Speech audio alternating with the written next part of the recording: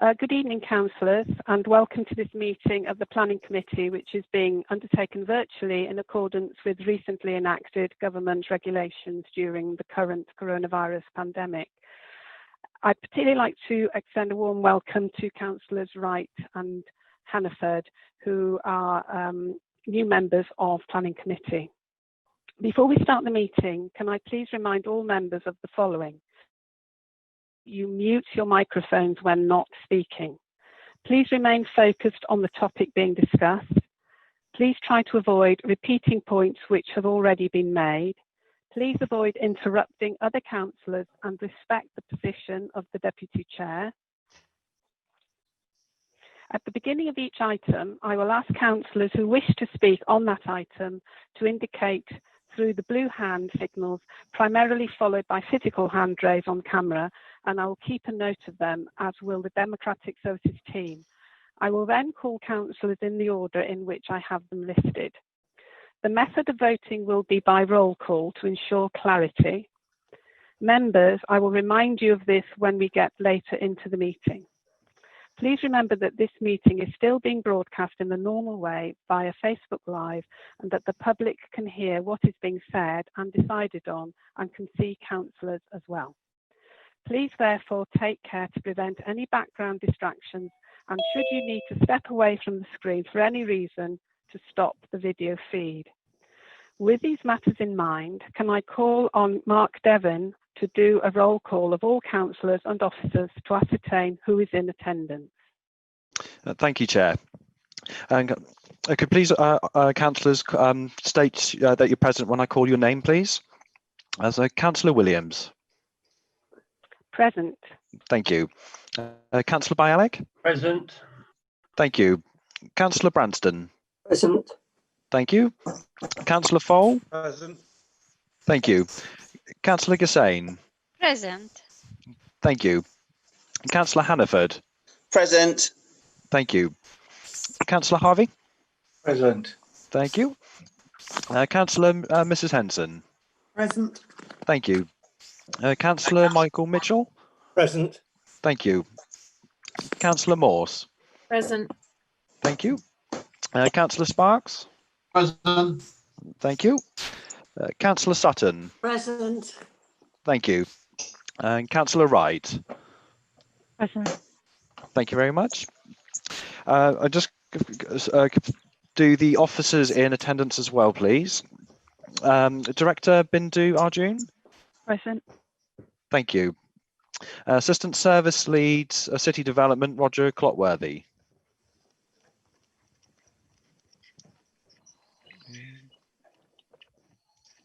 You there, Roger? Present. Oh, thank you. The Project Officer, City Development, Jean Marshall. Present. Thank you. The Project Manager, Laura Diamond. Present. Thank you. Principal Project Manager, Paul Jeffrey. Present. Thank you. Project Manager, Lee Powell. Present. Thank you. Principal Project Manager, Mike Higgins. Present. Thank you. Corporate Manager of Democratic and Civic Supports, John Street. Present. Oh, thank you. We also have Democratic Services Officers, myself, Mark Devon, Howard Bassett and Sharon Sistons in attendance, Chair, and I can confirm we are quorate to proceed. Thank you. The first item on the agenda is apologies. Do we have any, Mark? No, we are fully quorate, Chair. Thank you. The next item of business is the minutes of the planning meeting held on the 29th of June 2020. Are members happy to approve these minutes as a correct record of all the proceedings? This will be done by roll call. Thank you, Chair. Councillor Bialik.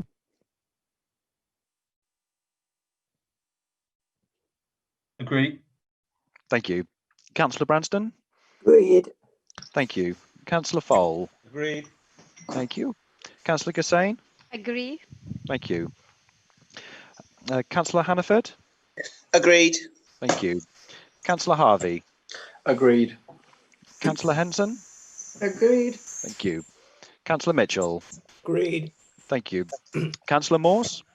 Agreed. Thank you. Councillor Sparks. Yes, agreed. Councillor Sutton. Agreed. Thank you. Councillor Wright. Agreed. And Councillor Williams. Agreed. Thank you. That's a unanimous approval of the minutes, Chair. Thank you, Mark, and I will sign those as a correct record. The next item of business is agenda item 4. Sorry, it's agenda item 3, declarations of interest. If any members have any disclosable pecuniary interests that relate to business on the agenda and have not already been included in the register of interest, to declare them before any discussions takes place on the item. Now going on to agenda item 4, Local Government Access to Information Act 1985 for the exclusion of the press and public. There are no part 2 items on this agenda.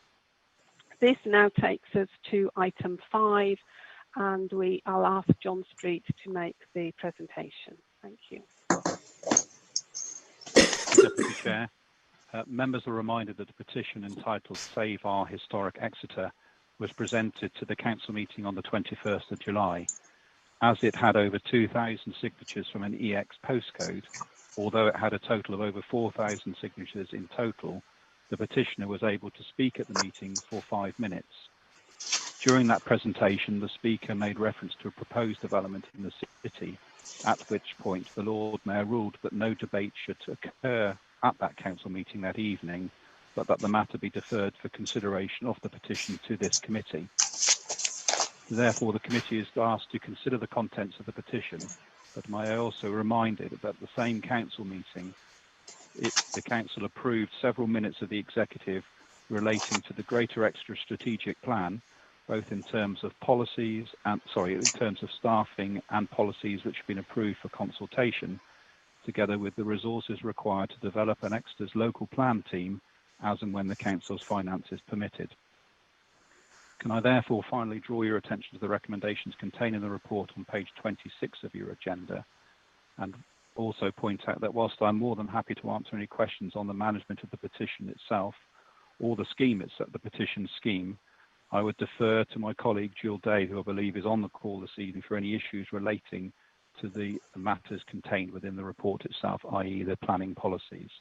So as I say, Deputy Chair, I'm more than happy to answer any questions there may well be, or open the matter up for debate. Thank you.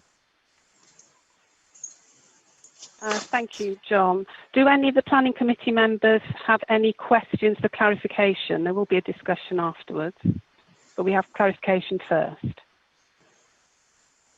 I have a Councillor Gussain, Chair. Okay, Councillor Gussain. My clarification question is, it says here that last time we deferred it to the planning committee members to have the opportunity to consider the substance of the e-petition, i.e. is that today? Is that what that is today? We're considering it today, is that right? Is that my understanding? Correct, Councillor Okay, Gussain, yes. thank you, thank you.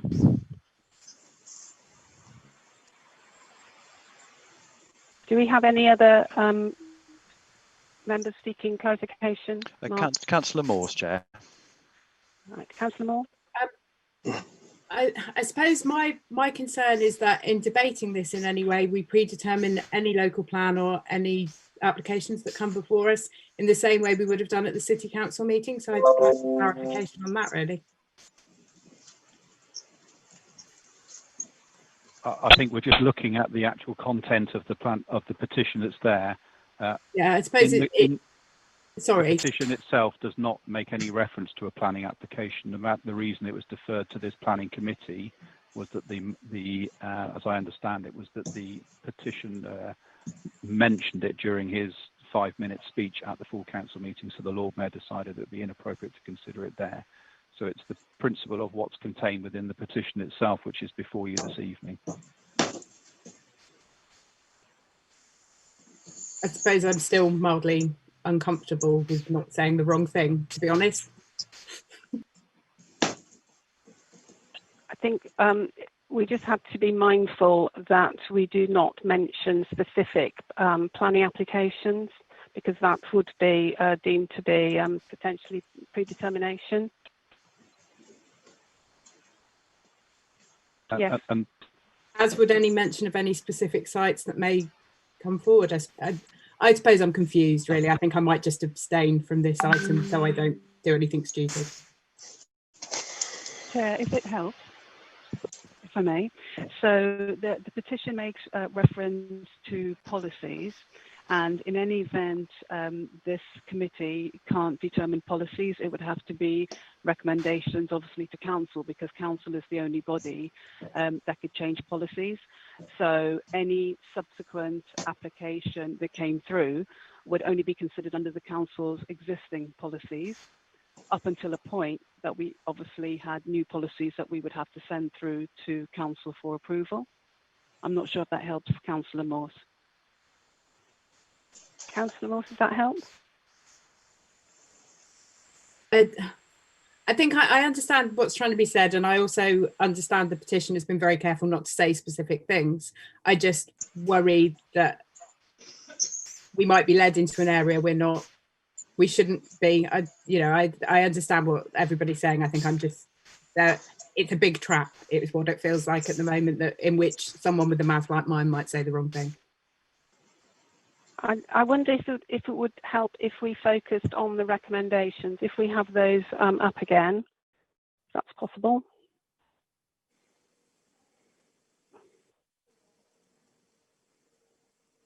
So it's asking us to note the contents of the petition, and that progress is being made to ensure robust policies and plans are in place to meet the development demands being placed on the city, to be noted and supported.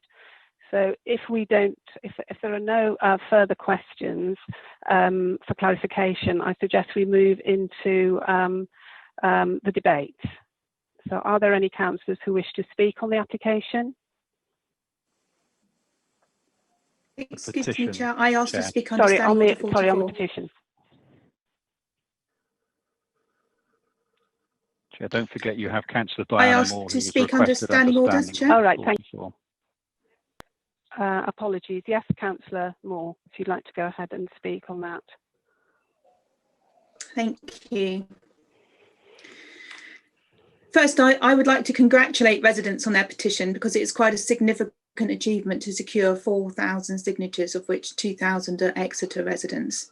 And the presenter of the petition to the council shared their frustrations and hopes when they spoke in July. They were very disappointed that all councillors didn't take part in a full debate as set out in the council's constitution, and they've asked me to represent their petition and their views at this meeting. So what I wanted to say is based upon their speech to council, and it's not about a specific application, it's about planning policy. And Exeter residents have become aware that there's huge gaps in planning policy.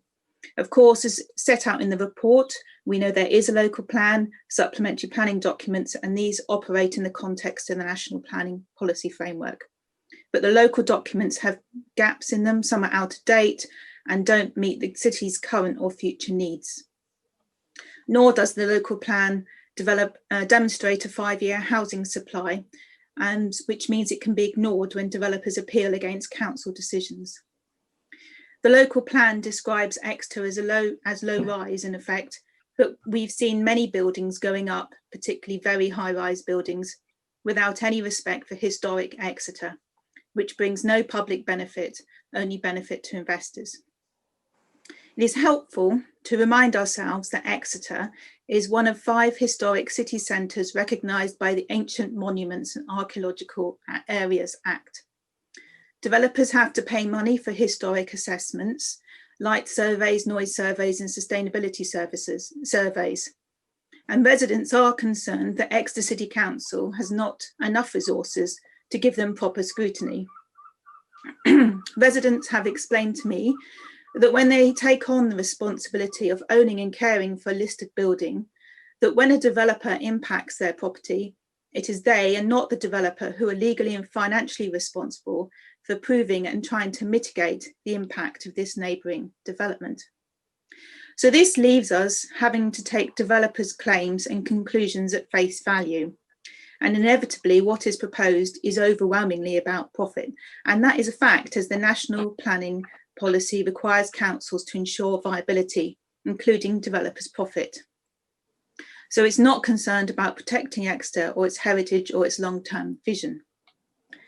So over recent years, there's a growing feeling amongst communities that development isn't benefiting the people who live here or creating thriving and coherent communities. So we need something. The petitioners say that they have a right to influence our environment and we expect it to be improved, not destroyed. They say don't build yet more short-termist rubbish, which just makes money for those who already have it and brings nothing to those who have real needs. They say use the city's prime real estate to create structures with flair and imagination, with world-class architecture and visionary thinking. Build something worthy of a historically important city. It needs to be something that builds on our past, creatively addresses the challenges of becoming zero carbon, but also relates to the neighbourhood in which it is sited, and most importantly, enables community relationships to develop and thrive. They also have a particular word to say about co-living. Manchester has quickly responded to co-living in the city with a report saying it will not support it as a response to the housing crisis. And notwithstanding the very recent guest housing report, the findings of the housing needs survey undertaken by the City Council last year must be fully published. Exeter does have 2 applications pending on co-living, and there's no council policy on this type of accommodation. However, we should note that before developers have even submitted their application, it has been encouraged. And a bold developer last week asserted in the newspaper that co-living is welcomed by the council. So it is impressive that so many people wish to have a say in the matters that concerns them, and planning really matters. The petition's message shows that people want to engage constructively in the future of our city. The decisions made by East Devon councillors to reject the Greater Exeter Strategic Plan show what happens when planning is carried on at too great a distance from communities. This initiative, led by local people, sends a message loud and clear that residents want to be brought into the planning system and that they're prepared to engage with planning policies. So the petitioners have set out their requests, which you can see in the committee paper. They've clearly asked the council to put on hold those applications that are already in the pipeline, where there's inadequate evidence or information about whether these developments actually are needed or coherent with a local plan. And they've asked for a group to be kept up to date on the activities associated with the outcome of the debate today. We also need evidence demonstrating the level of any demand for and a meaningful definition of co-living, and that it will work for Exeter. And this needs to be presented to council. Residents also need to know how communities will be fully involved in the process of updating the local plan. As a council, we now have a real opportunity to be advocates for local people by ensuring planning documents are prepared and updated to provide meaningful opportunities for local residents to contribute their local knowledge and expertise and draw on the best of our past as we meet the needs of future generations. Thank you. Thank you, Councillor Moore. Does anyone have a question for Councillor Moore that, in terms of clarification? I'm assuming that Councillor Moore would be happy to answer if you did. Is that no one, Mark?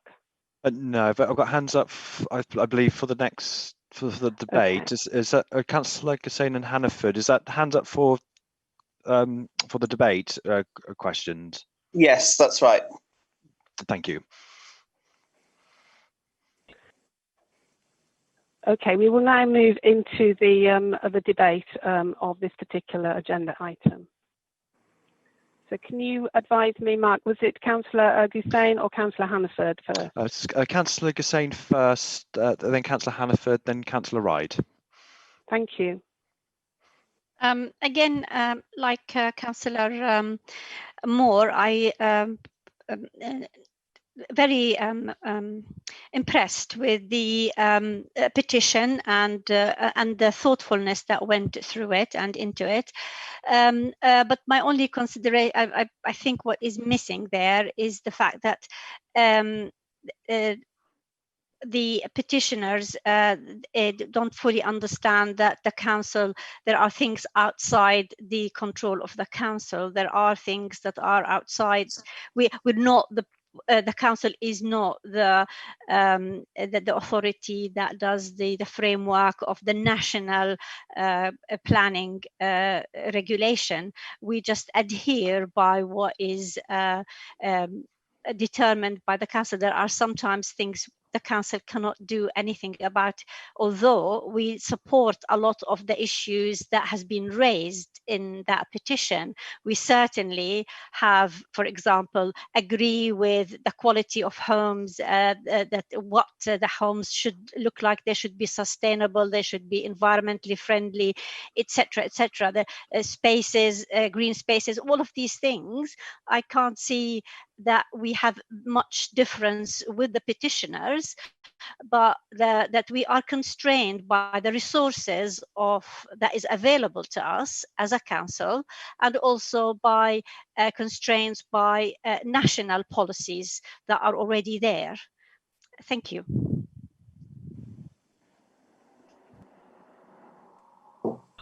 Thank you, Councillor Gussain. Councillor Hannaford. Thank you, Chair. Like others, I'm impressed with the amount of people that have signed the petition. I'd like to address firstly one specific issue, which I think is on page 26. It's the fourth bullet point, and it mentions detailed policies for permanent, affordable, sustainable housing. And I think Councillor Moore is right to highlight the fact that now, in recent years, there has been what I could call a growing resentment from some local people, if not many local people, about the lack of affordable and social housing in the city when so much student accommodation was being built. And I still think even now, despite our best efforts, there is a perception that it's the council that's doing this or leading on this rather than the private sector. And, you know, I'm sure I speak for most councillors on the city council that we would have loved to have built thousands of affordable and social houses in the city. But until we're given the power and the resources to do that, you know, adequately, and I know we're making good progress at the moment, but even so, there's still a long way to go. I think that is where the resentment has come from, and I think it's getting perhaps residents to understand the complexity and the pressures that we're under, where we're constrained and not allowed to do some of the things we really desperately know we need to do, when the private sector seems to be able to come in and do as it likes almost, and lead on things. The second part of my contribution is really to see this petition in the context of where we are now. Clearly, the government has announced a new white paper, which it essentially blows up the Town and Country Planning Act if it's passed, and could well be a developer's charter that relies on a presumption of development. And it looks as if it's trying to strip away many, if not all, of the checks and balances that are alluded to in the petition. Now, I understand that has not yet been enacted, but nevertheless, the government has a large majority, so the chances are it will go through. So I don't know whether officers can advise, you know, what will the future look like in the context of this petition, because other members are alluding to extra or additional powers when it looks like in the future we're going to have much reduced powers. Thank you, Chair. Thank you, Councillor Hannaford. Councillor Wright. Thank you, Chair. Yes, I'd like to echo what's been said by Councillor Gussain and Councillor Hannaford, to say that, you know, there's not much in here I think that we wouldn't disagree with and wouldn't support at all if we were able to have that much control. Just to add a little bit to what's been said, Councillor Hannaford talking about the issue about the social housing or permanent, affordable, sustainable housing. We are doing our utmost and are really leading the way with our social housing development at the moment, and are able to, we've brought forward our target of building 500 social homes in the next 10 years. We've brought it forward to 5 years, which I hope everyone will be glad about. That's a little bit of an aside to this, but it does show everybody, I hope, that we're very much trying to do what we can within our powers within this framework. All of the things that are in here about having policies for these different types of developments, I think would be covered by a local plan, which we are already in agreement and is underway for us to have a new local plan. And I couldn't disagree with you at all in the fact that that is very out of date. But as Councillor Hannaford has said, with this new white paper that's coming through about the new planning framework, that might blow it out of the water. So what I would like to respectfully suggest is that this petition would also go to central government, because all the points you make here about Exeter, I'm sure people in other places would be feeling the same way. So it's not something that I would dismiss at all. But the separate policies, we can't, as a planning committee, make these policies, but they would be part of, I think, a local plan if that was all agreed through the right channels. Thank you. Councillor Mitchell, Chair. Councillor Mitchell. Thank you, Chair. Like the other speakers, I welcome the public involvement in the planning process. I think some of the issues here are extremely broad and relate to generic planning issues. And I think, as Laura just emphasised in her contribution, this effectively is really a trigger for us to get on with our local plan. Now that the GESP has effectively faded away because of East Devon withdrawing from the scheme, and also I think, in fact, that we're possibly facing local government organisation, it's terribly easy to come up with the excuses not to do things. And I think in regard, we don't know what the future holds in so many ways, and again, in regard to the structure of local government. But what we do know is planning and building will continue to take place, whatever structures exist politically in future as far as local authorities are concerned. And I would just like these petitioners to feel that this just hasn't been nodded to, agreed and filed away, that we want to work on a local planning system that does involve these local residents, does develop neighbourhood plans that coalesce with our local plan, irrespective of what future Exeter holds in regard to local government. There does need to be planning policy in relation to the specific needs of a heritage city like Exeter. Thank you, Madam Chair. Thank you, Councillor Mitchell. I can see that we've got Councillor Fole. Do we have anyone else before Councillor Fole, Mark? We've got Councillor Morse and Councillor Bialik as well, Chair. Okay, so if we do Councillor Morse, then Councillor Bialik, and then Councillor Fole. I know I said I wasn't going to say anything, but I think I can say this without dropping myself in it in any way. The local planning system to write a local plan is something actually I know the council are working on, but also even under the current legislation, there is huge public consultation. In fact, you have to show that you have consulted by your response and you've made a more than an active, we put it in a newspaper. So it's effectively, I actually can't disagree with what's been said in the petition, because it's what we're going to do anyway. So I think there's a bit of a confusion here that we don't consult on our local plan when government insists that we do. There's no way of going through the legislation without it. So, you know, following up from what everybody else has said, some of the input, not all of it, is implied that people don't get the right to consult in a local plan, where actually the entire basis of a local plan system, having not only worked in the planning system, but also watched Devon County put their minerals plan through, involves many public consultations and public meetings. So I just want to reassure people from that point of view, there is no way of making a local plan in the current planning system. Who knows what it will be after the white paper, but in the current one, without doing any of that. Thank you, Councillor Morse. Councillor Bialik. Thank you, Chair. I think the petition draws to our attention, understandably, a number of concerns that made people sign this petition. And as politicians and also members of this planning committee, it would be very silly of us to dismiss this, and I'm not suggesting anybody is. The two recommendations are clear to me, but I can understand they may not come across as that we're doing a great deal about it. The local plan needs to be revised. We don't have a 5 years building supply at the moment, as people in the Topsham Gap fully well understand in particular, and some others, and we have to end up having appeals to resist some of these applications. We've we're trying to have a debate, and I think this debate must continue beyond this petition, because we cannot have this to be polarized debate here in Exeter. There are a number of concerns, and it would be foolish of me or anybody to discount what people are feeling. It's how we have that structured debate and conversation going forward in formulating our local plan to make sure we have the right mix going forward, and also preserving our historic Exeter. This afternoon, I took the opportunity to have a walk around the city just to remind myself, I mean, I am an Exeter-born lad, lived and worked here all my life, and hopefully to end my days here, but not too soon, hopefully.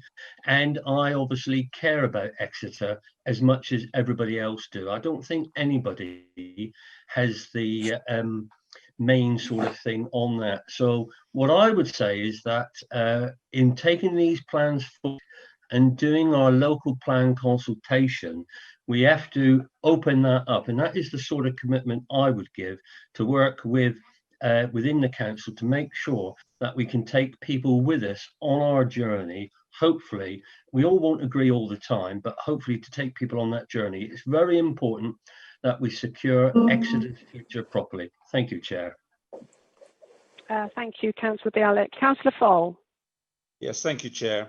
I agree with Phil that we must not poo-poo or overlook this petition, but I would make the point that any petition that relies on more than 50% of its signatories living outside the city does need to have some question marks asked about it. Secondly, co-living was mentioned by Councillor Moore, and nobody has suggested that co-living is the answer to all our problems.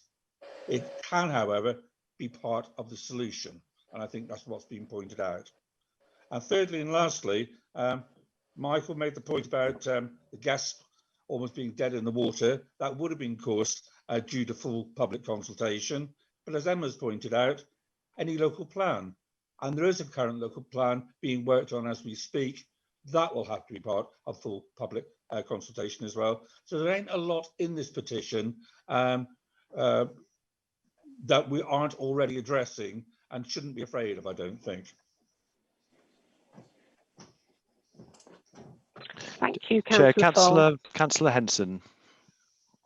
Oh, Councillor Henson. Thank you, Chairman. Yeah. I have to agree with Phil, because the one thing we're trying to do is to deal with a petition with a white paper coming on, and we would have to abide by that white paper, whatever we do. By which case the officers that would be spending the time now trying to alleviate when it possibly the white paper could alter all that. East Devon has come out of the game of Greater Exeter or Greater Devon, and to be perfectly honest, they might have to reconsider that form when the white paper is finalised. Under the national policy and the local plans, I would certainly expect the officers to be looking at a new local plan anyway now. But what also is this co-living. I've got it right, Phil. I've said it right this time. Co-living. I think we've got to be very careful how this co-living is being advertised. I believe it's under the wire, and the areas of Poslow, St David's, and a little further out or in the middle of Exeter, is that for years we've tried to sit on multiple occupational houses, and now it's being used not as optional student houses, but co-living. And I think we've got to be very careful what we allow as co-living, and in disguise it will end up as students' property.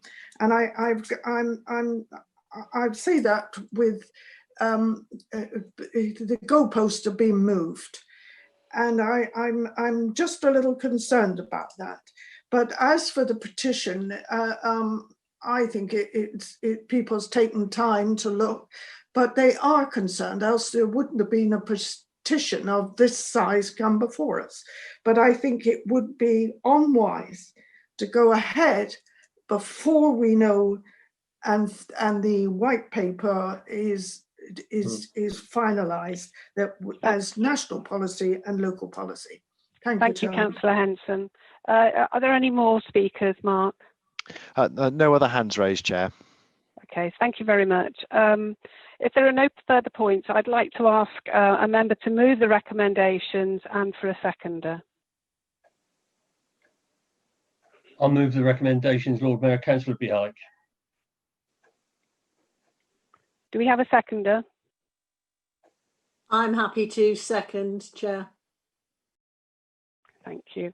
I'll ask Mark to do the vote. Please can members state if they're voting for, against or abstaining. Thank you. We've got the recommendations up there now. Thank you, Chair. Councillor Bialik, please. For. Thank you. Councillor Branston.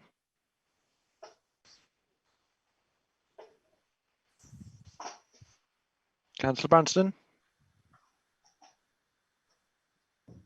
I'll come back to that. Councillor Fole. For. Thank you. Councillor Gassane. For. Thank you. Councillor Hannaford. For. Thank you. Councillor Harvey. For. Thank you. Councillor Henson. I think you're on mute, Councillor Henson. I think it's 4. Is that 4? Again, thank you. Councillor Mitchell. For. Thank you. Councillor Morse. Sorry, abstain. Abstain. Thank you. Councillor Sparks. Yeah, for. Councillor Sutton. For. Thank you. Councillor Wright. For. Thank you. Councillor Branston. Are you Yeah, for. I'm for. Thank you. Councillor Williams. For. Thank you. So that is 12 votes in favour, Chair, with one abstention. The recommendations have been carried. Thank you, Mark. This now takes us on to item 6, and I'm going to ask Roger Clotworthy to make the presentation.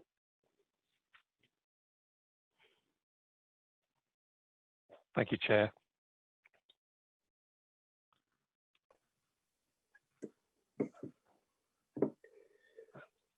Hopefully you can see the PowerPoint presentation in front of you. Before we start on the details of the particular case, I just want to run through some general information about telecommunications development proposals. There are 3 types typically of telecommunications developments. Some are permitted development, where you don't need to make a planning application or to notify the council, such as alterations to an existing mast in many cases. Some are permitted development subject to prior approval notification, such as a mast of up to 20 metres, and that's the case here. And some are full planning applications requiring full details to be submitted to the council. Now, just to be clear about what the National Planning Policy Framework says on telecommunications development, local planning authorities must determine applications on planning grounds only. They should not seek to prevent competition between different operators, question the need for an electronic communication system, or set health guards different from the International Commission guidelines for public exposure. For prior approval notifications, the General Permissive Development Order says that the developer must apply to the local planning authority for a determination as to whether the prior approval of the authority will be required as to the siting and appearance of the development. And then the local planning authority has 56 days from receipt to determine and to approve or refuse the siting and design. There are particular factors which a local planning authority can take into account in considering prior approval notifications, and they include design, form, shape and dimensions of the proposal, the colour and the materials, and whether there are more suitable sites for the proposed works. The factors which can be considered concerning siting include the height of the site in relation to surrounding ground, existing topographical features and natural vegetation, the effect on the skyline or horizon, the site when observed from any side, the site in relation to areas designated for scenic value, the site in relation to existing masts, and the site in relation to residential properties. Moving to this particular proposal, the proposed site is in Carrick Street, near to the bus stop by the shopping centre, and in the photograph in front of you, the mast would sit between the two trees in the centre of the photograph. So the site location plan shows that particular area marked in red. And in more detail, it shows the particular siting of the mast and cabinets in plan form between the two trees. This is the most recent submission. There have been earlier versions of this scheme which showed the mast and the cabinets in slightly different locations. This is the elevation drawing showing the site without the mast in it. You can see the two trees, and to the left of the trees, an existing street light, and the same drawing with the proposed mast in it, sat between the two trees. This plan is an extract from the Council's Conservation Area Appraisal for Carrick Street Conservation Area, and the site is indicated by a red dot towards the upper right-hand side of the plan. So you can see the site is on the periphery of the conservation area, in the kind of linking part, which just consists of the road between the main bulk of the conservation area and the railway station.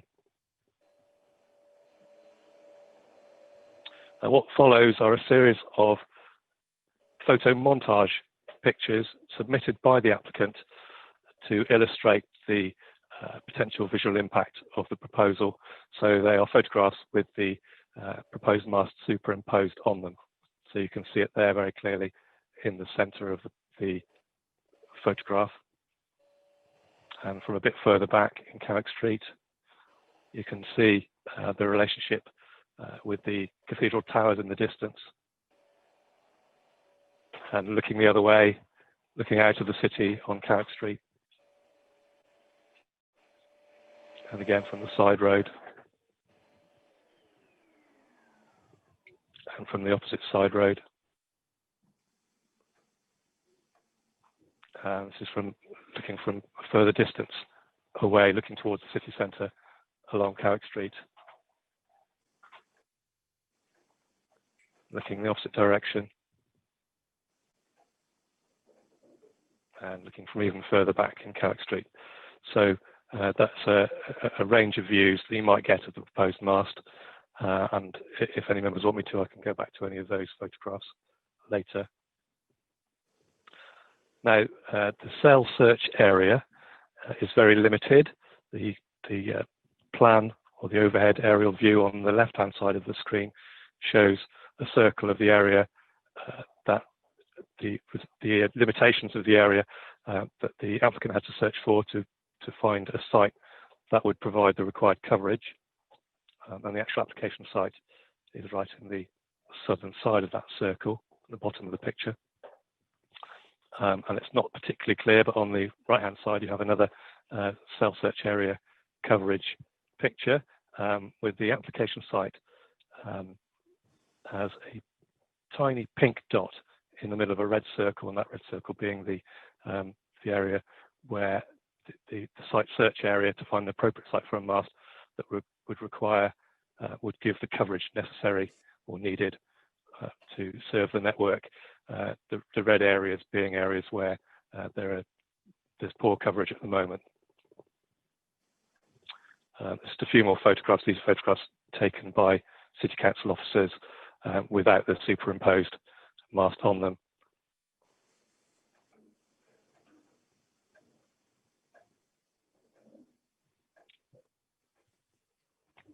Now, the objections to the case, and there are quite a few of them, are as set out in the report and supplemented by the update sheet, which has been circulated to members. Since the report and the update sheet were published, the number of representations has risen to a total of 354. No new issues are raised by the most recent additional representations, so all of the objections are as set out in the report and the update sheet. 12 of the representations are in support of the proposal. The remaining 342 are objections. 7 of the 12 supporters are from addresses in St Thomas, 4 are from elsewhere in Exeter, and 1 from Torquay. Of the 342 objections, approximately 50 of the objectors have addresses in St Thomas. As previously advised, the principal considerations here are whether the siting and design are appropriate in this location, which is within a conservation area. The recommendation is, as stated in the report, that prior approval is required for the siting and design, and that it should be granted subject to a condition in relation to construction details. Thank you, Chair. Thank you. Do we have any planning committee members who have questions or clarification? Councillor Hannaford, Chair, then Councillor Wright. No, Chair, I'm just waiting for putting my hand up for the debate. Councillor Wright. Thank you, Chair. Could I have clarification on the height of the pole, the proposed pole? Yes, certainly. It's proposed to be 15 metres high. It was proposed to be 20 when the application was originally received by us, but during the course of discussions, the applicant has reduced the height from 20 to 15 metres. I'm sorry, Chair, could I ask another clarification on that clarification? Yes, go ahead. Thank you, Chair. In that case, shouldn't the report now say 15 metres rather than 20? I'd rather hope it did in the relevant places, but if we've got that wrong, I apologise. To be clear, it is 15 metres, the proposal. Thank you. Do we have any other? Yes, Chair. Oh, sorry, I had Councillor Mitchell, then Councillor Henson, then Councillor Gussain. Thank you. Councillor Mitchell. Thank you, Madam Chair. Roger, could you just clarify some points in regard to the photographs? Because one of several people who've been in touch with me are concerned about the accuracy of some of the photographs in relation to the visual impairment potentially of the cathedral in the visual aspects of it, in that some of the pictures, the mast is clearly seen at the frontage, adjacent to the pavement, slightly intruding upon the bed. But on one of the angular shots in regard to the university, in regard to the cathedral, it looks like this is the one here. I think you've just gone past it, where suddenly the mast appears halfway beside the tree, and it doesn't seem correct angular in an angular representation of what the visual impact of that mast would be. And am I correct in thinking that these same photographs were the ones sent to Historic England that they would have made their judgment on, rather than any photographs we would have sent them with any representation showing where the mast would be? Yes, you're right. The photographs with the other ones that were sent to Historic England in response to their initial concerns or requests for further information. In the picture which is in front of you at the moment, just for clarification, the mast is actually behind the building, sticking out from the roof of the building. It's not the street furniture that you can see immediately on the corner in the centre of the photograph. In general terms, it's impossible to say that the photo montages are precisely accurate, but both your officers and Historic England are satisfied that they are sufficiently accurate to give a reasonable representation of the proposal and to enable us to assess whether it would have an appropriate impact in relation to the cathedral or any other relevant historic heritage assets. Could I just come back to the sub? Is there any way of determining that before work commences?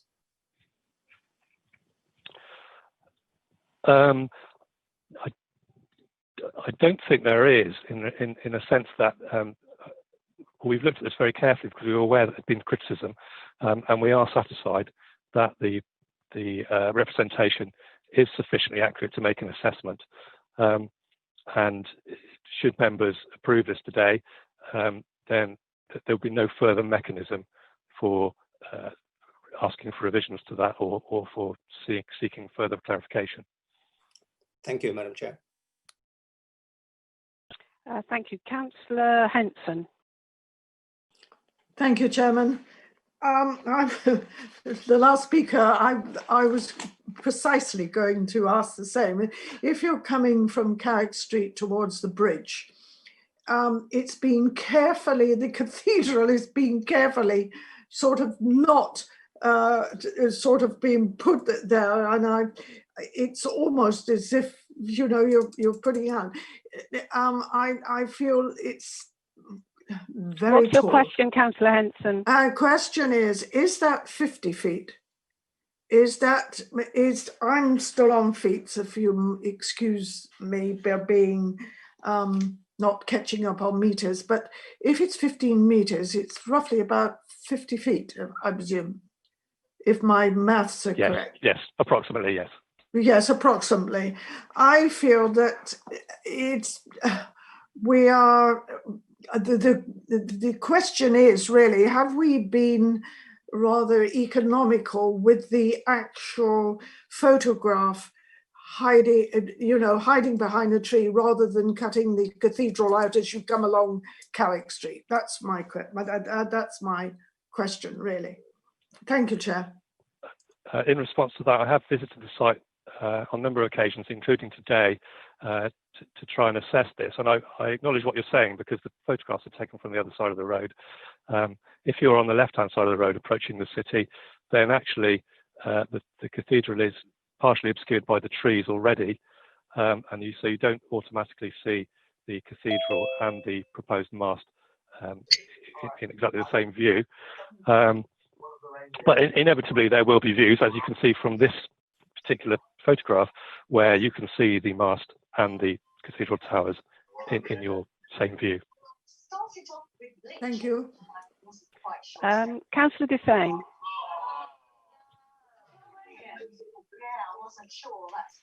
There's some noise, if possible, to stop it. Thank you. My question is for clarification. Now, the developers, the applicant, has managed to reduce the height of that mast from 20 to 15. However, the other applications, they're all 20. I understand that the height of the mast is relevant, proportionately relevant to its related to its radius of coverage and transmission. So reduction by 25% of the height might interfere with the amount of transmission or coverage required. Does that mean that the applicant will want to build yet more masts because of this? Because it's important. This is a very important technical point. They have reduced it by 25%. What is the impact on the transmission or the coverage? And would they want to give us another application for another 15 meters mast to remedy the situation? That is a valid question. We have asked the applicant about this, and they looked at it again in the context of our concerns about the visual impact of the proposal at 20 meters, and have said that in this particular case, the reduction in 15 will still give them the required coverage that they were looking for. So they're not likely to be asking for a further mast as a consequence. Sorry, if that is so, why all the other masts are not also 15? Why they're asking for all the other ones to be 20? There must be a reason. They cannot just change their mind just like that. They were asking for 20. They reduced it by 25, but we will ask them maybe to reduce it a bit more to about 10. Well, first of all, every case, the coverage gaps they've identified will be different in every case. So you can't compare this site with the other ones in the city or elsewhere in the country. Secondly, the government has set the permitted development at 20 metres, And I think it's almost inevitable that developers of these masts will try it on with a 20-metre proposal in the first instance, because that's the maximum that they're allowed to do under permitted development rights. In certain cases where it starts to be questioned, it seems there may be some leeway for them to reduce the height. Thank you, Chair. Thank you. Any further questions or clarification from anybody? Councillor Wright and Councillor Harvey, Chair. Councillor Wright. Thank you, Chair. Firstly, could I apologise, please, to the officers? I have realised that the report does indeed state that the original application was for a 20-metre mast and is now for 15. So I'm sorry, I misread that. So I apologise for that. I have a question about the other 3 sites that have been disregarded. So, yeah, 3 other locations being discounted due to ICNIRP concerns. So I wanted to know what were those concerns that made those sites disregarded, please. The applicant hasn't provided us with any particular detail about that. Hopefully you know from the report that the ICNIRP is the standard that the applicant is required to certify it meets a radiation protection standard, and provided that they can certify this particular site meets that standard, the council isn't able to question the health implications of a proposal for a mast. They have told us that they looked at other sites that they feared were not able to meet the standard. They haven't told us in any particular detail why. I think that if you put a 15 or 20 metre high mast in a couple of the other locations they've proposed, they would be very close to the railway station, where people are at a raised level on the station platform, so they would be closer to the top of the mast than they would be in this proposed location, which may well mean that they couldn't satisfy the ICNIRP guideline in respect of those sites. Thank you. So does that mean that there is a sort of risk then, if there's a risk to people at height, they're at that level, that there is an actual risk according to the ICNIRP, which I've been reading up about that, and I do realise that most of these masts seem to be a low level, which isn't a risk, but it's just slightly intriguing that further down the road they would become a risk, even if we're not supposed to accept that there is a risk. Apologies for my confusion. No, that's all right. I don't think anyone's saying there's no risk. I think if you had your head next to it, then there would be a greater risk than if you're at ground level in relation to it. And I don't think I should get into this in too much detail, because I don't think the health, as you know, we're not expected to take into account health grounds in determining the application. But inevitably, if it's 15 metres above ground level here, and it was 15 metres above ground level right next to the railway bridge, then if you're standing on the platform, you're going to be closer to the radiating part of the mast than you would be here. Right, Councillor Harvey. Yes, thank you. Roger, I don't think it'll come as much surprise to anybody. I want to talk about trees. My understanding is that our decision tonight is on the, as it were, in very broad terms, the appearance of the mast. It's my perception that the context and the environment in which the mast is placed determines its impact on the surrounding neighbourhood, i.e., if some orange-jacketed and helmeted hoodlum came around and felled all of those trees tomorrow when the mast had been built, it would have far more of a visual impact, because it would be the only thing of that significant height in the area. So my question is, first of all, are any of those ash trees, which are very likely to be infected by ash dieback disease, in which case we would have to fell them for safety reasons? And secondly, if they are part of the context of a decision that were to be made tonight, if it were to be made to approve this mast.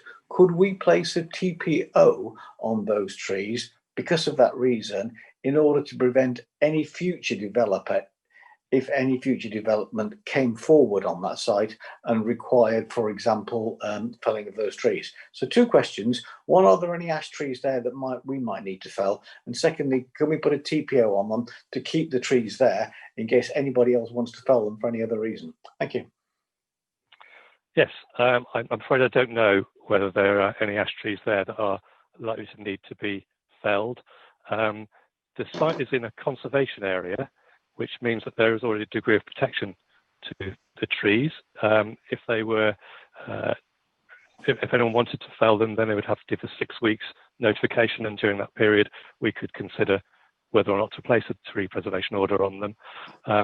If they do need to be felled for any reason, then it would be expected that there would be replanting to replace them. Chair, could I have a point of information? Yes, Councillor Hannaford. Thank you. Just for everybody's information, the majority of trees there are actually variegated sycamores. I just thought you'd like to know that. Thank you, Councillor Hannaford. Right, if there are no further questions for clarification, I've got 4 councillors who've requested to speak under Standing Order 44. That's Councillors Packham, Diana Moore, Newby and Jemima Moore. So I'm going to ask them to speak in turn, and I'd like to ask Councillor Packham to speak first, followed by Councillor Diana Moore, then Councillor Newby, then Councillor Jemima Moore. These are in order of the request received. So Councillor Packham, please. Yes, thank you, Chair.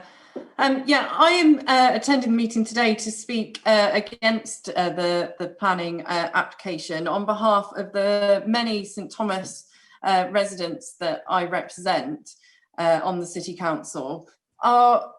We have serious concerns around the scale, design and siting of the mast, the 15-foot mast. It's entirely out of place and keeping in relation to the buildings, community amenities, trees and green area. It would be conspicuous against surrounding buildings, including residential properties. And it clearly dominates the skyline. It looks enormous against the existing trees, as the photos demonstrate.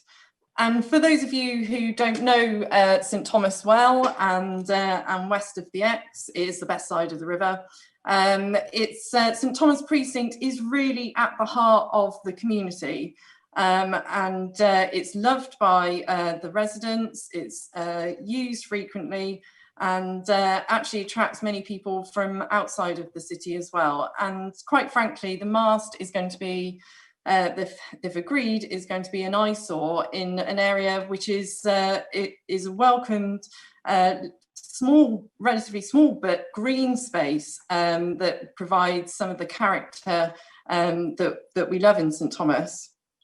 And I would just go on to say, in terms of the siting, we've got serious concerns around the biodiversity impact on the site. It's actually a wonderful area in St Thomas, with diverse biodiversity really at the heart of West Exe.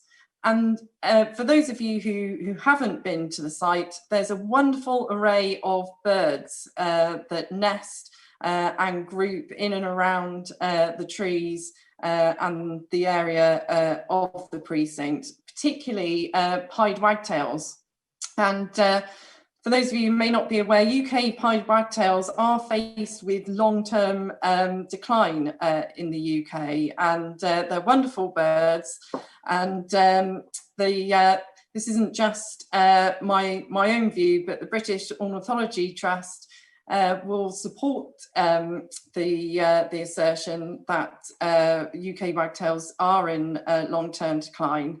And I think anything that impacts on the long-term survival of our UK bird and wildlife needs to be treated with serious concern.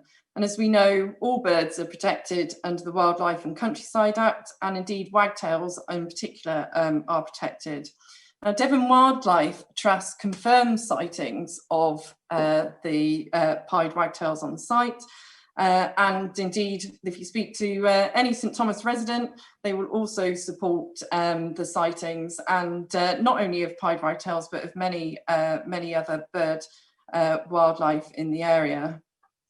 I mean, we have serious concerns that only 3 alternative locations have been considered. I note that Poundland had been considered, but was actually not thought viable because of non-lionising radiation protection, which strikes me as a health concern. And indeed, the reference to the train station and people being too close to the top of the tower. I would highlight that you're not really able to see around the precinct, but all of the way around the U-shaped precinct, or L-shaped precinct rather, are balconies. And in those properties live families with young children. And so not only have we got serious considerations in regard to health, and I'll come on to that, but just in terms of the landscaping and the aspect and the impact on the skyline, not only for visitors and St Thomas residents, but people who live immediately next to the precinct. And I don't think that we should consider that, that we should not consider that. And going on to the health considerations. Now, obviously, I'm well aware, as we've had pointed out to us, that health considerations or concerns shouldn't be taken into account or can't be taken into account in terms of planning. But I would like to emphasise the numerous concerns that we've had regarding this. And I think this is a matter of public confidence in our decision making. And I would say that, you know, we need to take a serious look at our planning legislation in the UK if we are able to install such technology without consideration of health concerns. So finally, on behalf of St Thomas residents, and I would say far more than 50 have expressed concerns to myself and fellow councillors. We are deeply opposed to the planning application before you this evening, and we hope that the planning committee will take into account the impact of as I say, the scale, design and siting, the impact on surrounding buildings and of a valued area of Westex, and significantly the biodiversity impacts as well. So thank you for your time, Chair, and happy to take any questions if I'm able. Thank you, Councillor Packham. Does anyone have a question of clarification for Councillor Packham? Doesn't sound like it. Okay, we'll move on to Councillor Diana Moore. Thank you. Thank you. So, notwithstanding the limitations of the parameters for this discussion, I'm going to carry on talking about heritage, in fact. So I'm really concerned about the siting of the mast within the within the Carrick Street conservation area. It will have a detrimental effect, not just on the listed buildings cited in the applicant's reports, but on the conservation area as a whole. The Carrick Street Conservation Management Plan says that the post-war period after 1945 saw a collection of inappropriate redevelopment. This development fragments the townscape and in doing so detracts from the special character of the area. The mast and the associated cabinets will further detract from the area and its amenity. The proposed mast and cabinets will have a poor relationship with the character of the street scene, and in fact will undermine the efforts and the investment of the council and planners and the community to improve the street scene, in line with the Conservation Management Plan over recent years. I note the applicants have reduced the height of the mast, but it will still be taller than all the surrounding buildings, trees or street lamps. This is significant as St Thomas is at the lowest level of the city at the river level. The sighting and height, even at 15 metres, would attract from an identified important view along Carrick Street and up to the cathedral as identified in the Conservation Management Appraisal. It will also have a significant visual effect close up in the area and also be detrimental to other conservation areas, not only on the view of the cathedral, but there is no acknowledgement of the view from the conservation area, the central conservation area, standing at the very centre of Exeter, where North and South Streets meet the High Street, looking to the fantastic views of St Thomas and the hills beyond. The mast will be visible in the centre of that. I must also say that despite the applicant's reference to the Code of Best Practice on mobile phone development and the reference to ecology, there is no ecological assessment or further reference about the impact of the mast on the significant families of wagtails that Councillor Packham has spoken about, and we know use the trees immediately adjacent to the proposed site. And I want to finish with a question to the Planning Committee. Please can you clarify that if permission is granted for this mast, that the applicant at a future date won't be able to replace under permitted development this mast to 20 metres high? Thank you.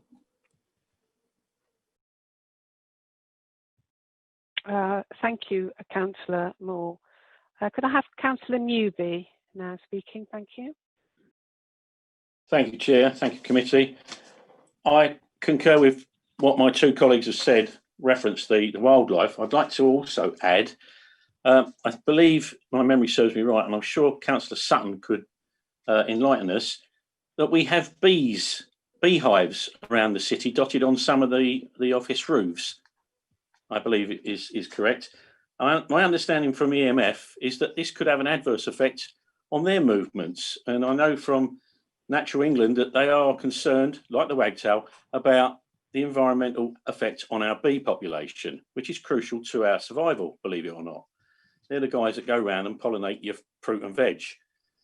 The other thing I was shocked to see was there's 3 schools within close proximity: Bow Hill Primary, Little Saints Preschool and St Thomas Priory, not consulted on this application.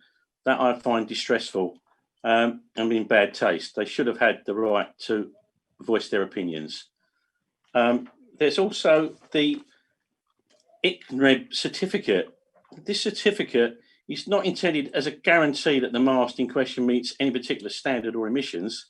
It's just there to lay out bits and pieces. It's set legal standards, but it's not legal standard, but only advisory ones, which can mean anything. It won't fall down, it won't fall over, it won't do anything. It's purely a document which certain safety related information must be provided and certified correct for the mast in question by a signature from a person in authority in the Telecom Corporation concerned.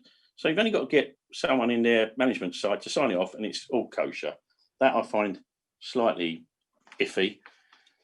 The other thing I'm sure I've read it, is that this 5G can have an adverse effect on emergency service radio waves. And for me as a retired fireman, that's concerning. I just wonder if the officers could enlighten me as to whether that is true or a falsehood, or don't they know? I just find that this whole thing, again, is we're going to be inundated with them. We were with the old BT masts a while back, many years ago. And I think you'll find that we can actually, or they can actually, if that's still the case, piggyback on existing masts. So if you've got one that's 15 metres, they can stick another 5-6 metres on top. I just find that this is something that we're going to end up getting a lot of. 5G is going to be coming more and more in our face. And is it going to be good for us as a city, or are we going to lose out to the likes of Google, Netflix, Amazon, that are all doing online sales at the moment and killing our high street. I rest my case. Thank you, Chair. Thank you, Councillor Newby. We've got two questions that I will ask the officer for further clarification, but I'm going to wait until we've had Councillor Jemima Moore speaking. Thank you, Chair. I apologise as some parts of what I've prepared have been covered during members' clarifications. I believe that they're important points to go back to, though. There are so many things that I'd like to say against the installation of this mast, but frustratingly, the ability to object to it on many of the issues that matter most has been taken out of your hands. While you're left to consider only the superficial, I urge you to do so with the wider issues in mind. I know that, like me, you will have had a multitude of emails and will know of the health, environmental and security concerns that many of Exeter's residents hold about 5G. While it's frustrating that only sighting and appearance can be used as legal objections, even just considering these elements, there are issues with this application. As we know, the mast proposed sighting is in the Carrick Street Conservation Area. If the placement of the mast goes ahead, it would significantly impact the views up the street and into the main part of the conservation area. Even reduced to 15 metres, the mast is significantly taller than nearby street lamps and trees. It would also be much wider at the top than the street lamps. It'll add to an already cluttered area of the street, creating a hard industrial feel in a place which should feel like a welcoming community environment. Historic England initially had concerns regarding the application on heritage grounds and recommended that the council seek amendments. New plans were presented by the applicant showing the mast reduced in height and the positioning slightly changed. The updated photo montages, as we have seen, provided by the applicant, led Historic England to comment that the visual impact on the views of the cathedral had been minimised. I know that all members of the planning committee have received an email from residents showing those photo montages, and we've seen them again today. They're misleading, with some images showing the mast in an inaccurate position. The images don't show the correct scale or height in some views and use a distorted wide-angle perspective. Two of the applicant's images show the positioning of the mast in front of the trees, and it is clear that it's significantly higher than the trees. Yet in the applicant's photo montage, particularly the one from a distance showing the view towards the cathedral, it appears to be hidden amongst the trees and not much taller than them. These were the photo montages, as Councillor Michael Mitchell said, which Historic England used when making their judgment, and it seems that they have been misled as to the true positioning and scale of the mast. When the reality of its position and size are visualised, it's clear that this mast would have a significant negative impact on the views of the cathedral. We definitely need to go back to the applicant and ask for accurate photo montages so that Historic England can make an informed judgment and that we can hopefully preserve the views of the cathedral from our historic gateway. I know that members will consider this case carefully, and I hope that you will feel able to act in the best interests of the residents that you represent and vote to decline this application. I recognise the pressures placed on you to accept it, but councils across the country are standing up to our current government by rejecting 5G applications on the grounds of sighting and appearance. I hope that here in Exeter we will join them. Thank you. Thank you, Councillor Moore. Before we move to hearing a member of the public that wishes to speak on the application, I'm just going to seek clarification from the officer. First of all, about the question on whether automatic extension from 15 metres to 20 metres would be allowed. I would assume that would be a fresh planning application. And also the comment about interference with emergency services. Thank you, Chair. In respect of the first question, it wouldn't require, I don't think it would require a full planning application. I think it would require a further prior approval notification in the same vein as this one for anything that increases the height up to 20 metres. And secondly, in respect to the emergency services, I haven't heard that. I don't think it's correct. Certainly we consulted the police on this application, and they didn't make any comments in respect of concerns about their radio waves. Thank you, Roger, for that. So now we're going to move on to Charlie Kay, who is speaking against the application. So, Charlie, would you like to start speaking? You've got 3 minutes. Unfortunately, unlike the councillors who can speak for as long as they like, members of the public are only allowed 3 minutes. So once you start speaking, we will start the timer, okay?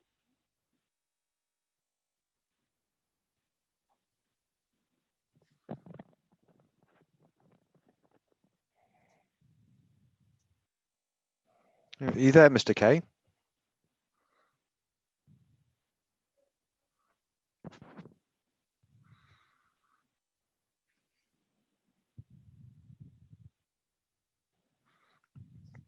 Mr. Kay, your phone is on mute.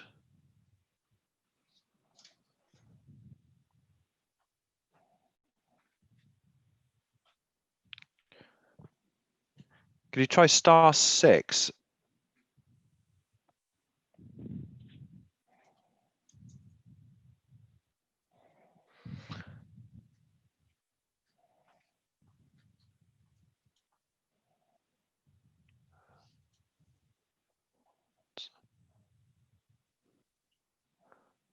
So he's online, Chair, but it's locked into mute, so I can't. I don't know if you can hear us. If you can hear me. Is it possible for Mr. Kay to ring in again? Yes, Mr. Kay, we're going to try and get you to ring back in, please. If we're going to get you to leave the, we'll exit out the room, and if you could try again. There we go. He's just left, Chair. Hopefully he'll be back in a moment.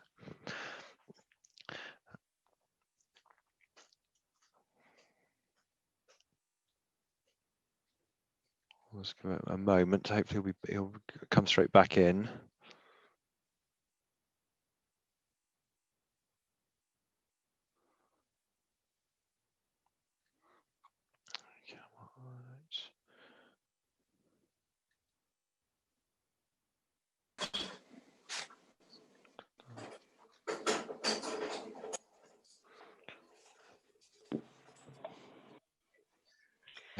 Could I ask everybody, obviously apart from Mark, to put themselves onto mute so that Hi, we don't have any can you hear me now? Hello. Yes, we can, Mr. Kay. I don't know if you, Mr. Kay, did you hear that you've got 3 minutes to say what you wish to say? Okay, and we'll start the clock when you start speaking. Thank you. Thank you, Chair and councillors. Okay, so we've got the first 5G monopole in Exeter, and it's an important decision.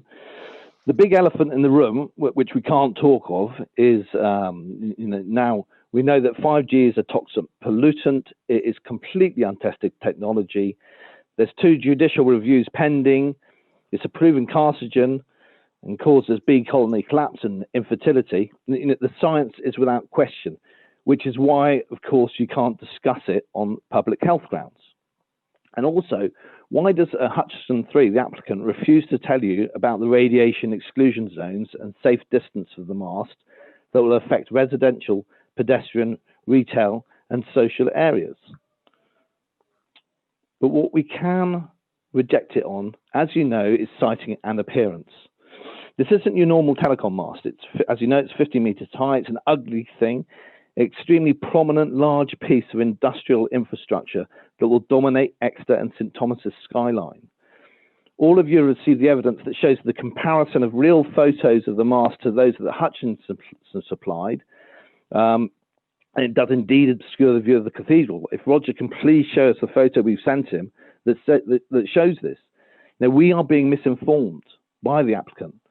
It will impact the view of the conservation area from most angles and viewpoints and set a dangerous precedent for other conservation areas in our beautiful historic city, famed for its tourism.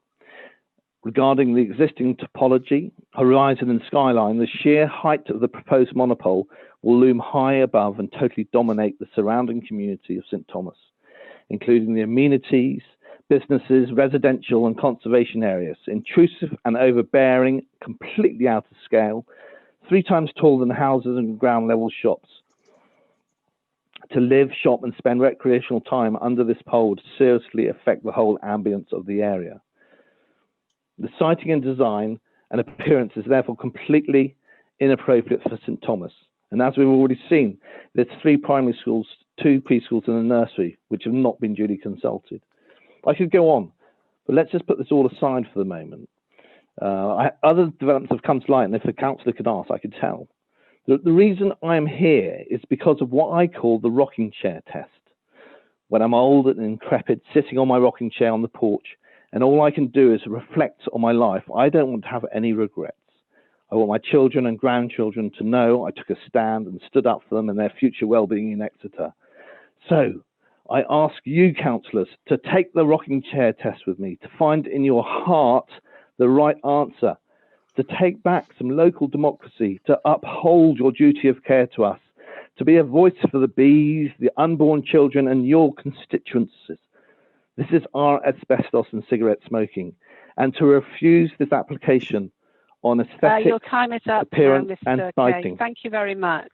Thank you. So nearly made it. Are you willing to take any questions for clarification? Sure. Right. Do any members have any questions they would like to ask Mr. Kay for clarification only?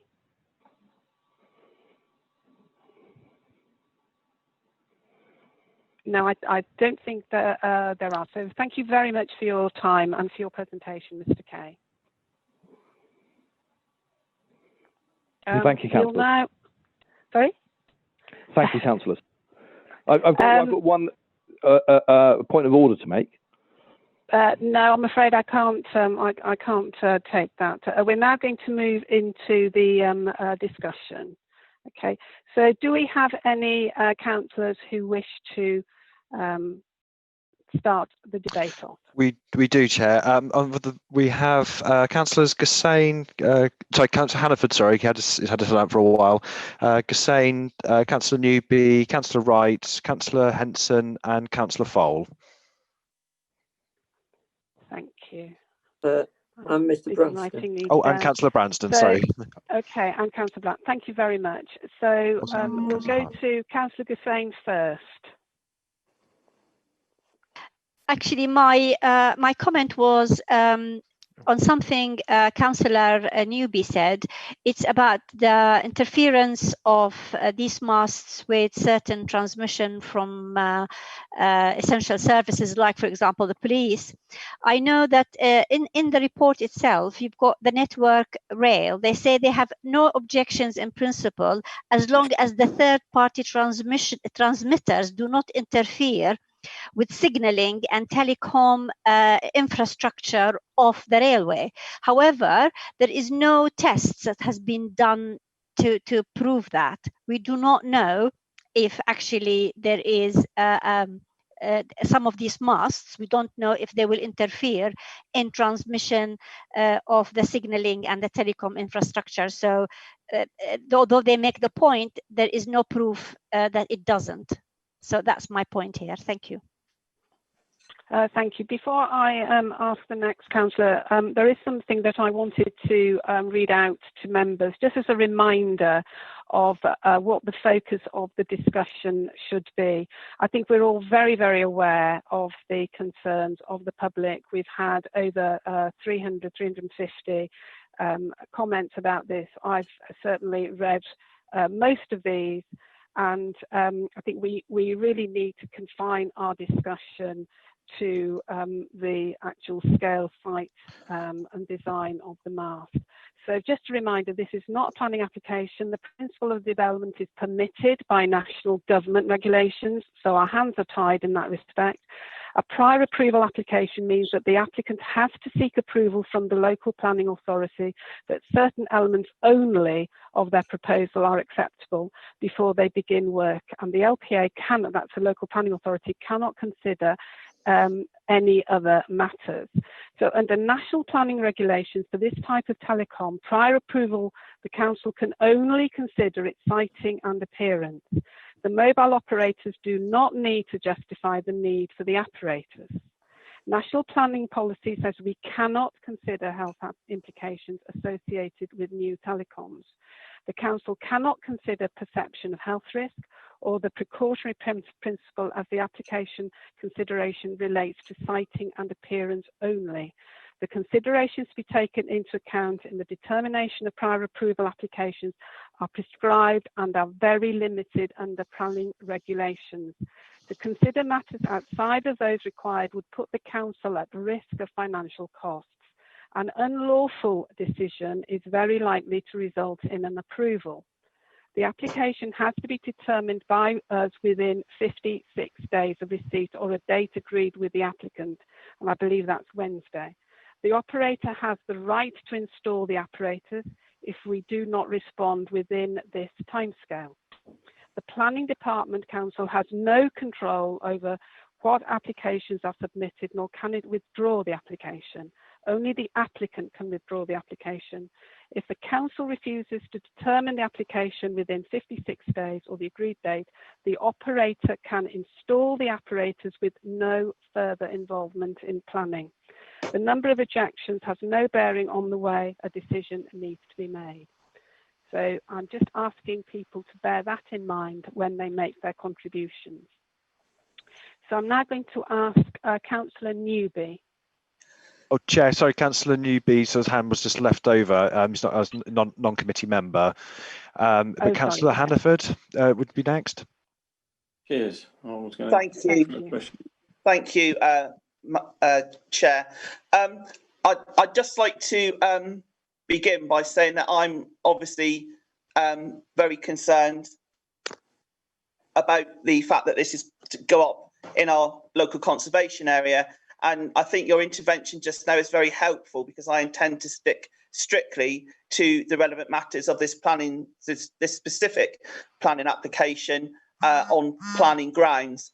I think, you know, if you don't know Carrick Street very well, which many people wouldn't do, there's a lot of properties, residential properties, tucked away down alleyways, old cottages, flats and apartments, for example. So, I mean, what I don't understand from the photos is why nobody went outside the butcher's shop or the old electrical shop and actually took a picture there, because that would give you a heads-on look at the situation. And I think erecting this large sort of alien structure at the heart of our local shopping centre is completely unacceptable. So in regard to the trees at this location, councillors Packham and Wright and I can assure members we had some tree work done there, I think about 12 or 18 months ago, and it caused complete uproar locally with local people who were really upset about the works that were done and they weren't done in the way that they wanted to do, etc., etc. So I think that's really important. And again, what has been alluded to is that for many, many years now, we have been working hard with local traders and businesses to make Carrick Street more attractive, projects and extra planting of trees, etc. And indeed, at the moment, we're working with a community interest company using lottery funding and some of my Devon County Council funding to do some more engagement work with community planters, etc. I do think as well, the reference on page 38 to Poundland in terms of non-ionising radiation is a concern. If it's not good enough for Poundland, why would it be acceptable for this site? I also note from the applicant that quote unquote, these are predominantly commercial areas. Well, first of all, that's challengeable in regard to Buller Road and the Buller Road area. And also, as Councillor Packham has said, almost all the shops and businesses in the area have residential above them. Indeed, right opposite the old electrical shop, there are 6 apartments that are level with the top of the mast. So I don't understand why that would be acceptable, because they would actually, their living quarters and their sleeping quarters would be in line and very close to the top of the mast. I also think you need to take into consideration the consultations from Historic England, that this would be harmful, and to recommend alternative sites. So I really don't think that this huge pole will enhance the area and will potentially undo many, many years of hard work by ourselves and local residents and businesses. So therefore, I would like to move refusal based on it's not appropriate in a conservation area, based on its design, form, height, and existing topographical features. Thank you, Chair. Thank you, Councillor Hannaford. I think we now have Councillor Wright. Is right, Mark? That's correct, Chair. Councillor Wright is next. Thank you, Chair. Echoing the points that Councillor Hannaford just brought up, there, one point I'd like to make is trying to find out why the original height of the proposed pole was brought down from 20 metres to 15, if the siting of it at the Poundland site has been explained to us as probably because there would be an effect on people in trains at that height. So to re-site it in Carrick Street and bring the height down by 5 metres it seems a bit odd to me. I wish that we could ask for clarification from them right now on that matter. But also I have read that the closer to the ground that the transmitters are from the masts, the easier it is for the masts to be able to reach consumers' mobile phone devices. So I doubt very much that the height of the mast was brought down because it may obscure the view of the cathedral. It was probably more for the to make it easier to actually reach the mobile devices of people walking by. And then, of course, it would actually be closer to the trees. And we have heard already that there are wagtails that nest and roost in those trees. I do actually have a video of that from last year, which I took purely because I was walking past and thought how wonderful it was to see all of these wonderful birds, and the noise they were making was terrific. So yes, those trees very much have a big biodiversity impact on the area, which is an area of conservation. And the last part I'd like to make is that Section 40 of the Natural Environment and Rural Communities Act 2006 places a duty on all public authorities in England and Wales to have regard in the exercise of their functions to the purpose of conserving biodiversity. A key purpose of this duty is to embed consideration of biodiversity as an integral part of policy and decision making throughout the public sector, which should be seeking to make a significant contribution to the achievement of the commitments made by government in its 25-year environment plan. Guidance on the law concerning designated sites and protected species, which the wagtails are, is published separately because its application is wider than planning. That's just taken from the government website. So I have a question really, is does the 25-year environment plan and Section 40 of the Natural Environment and Rural Communities Act 2006 in regard to this the siting of this proposed mast being in an area of conservation and in an area where there are an endangered species, which wagtails are, does that sort of manage to superimpose itself upon the new government decision that we have to allow these masts? Sort of.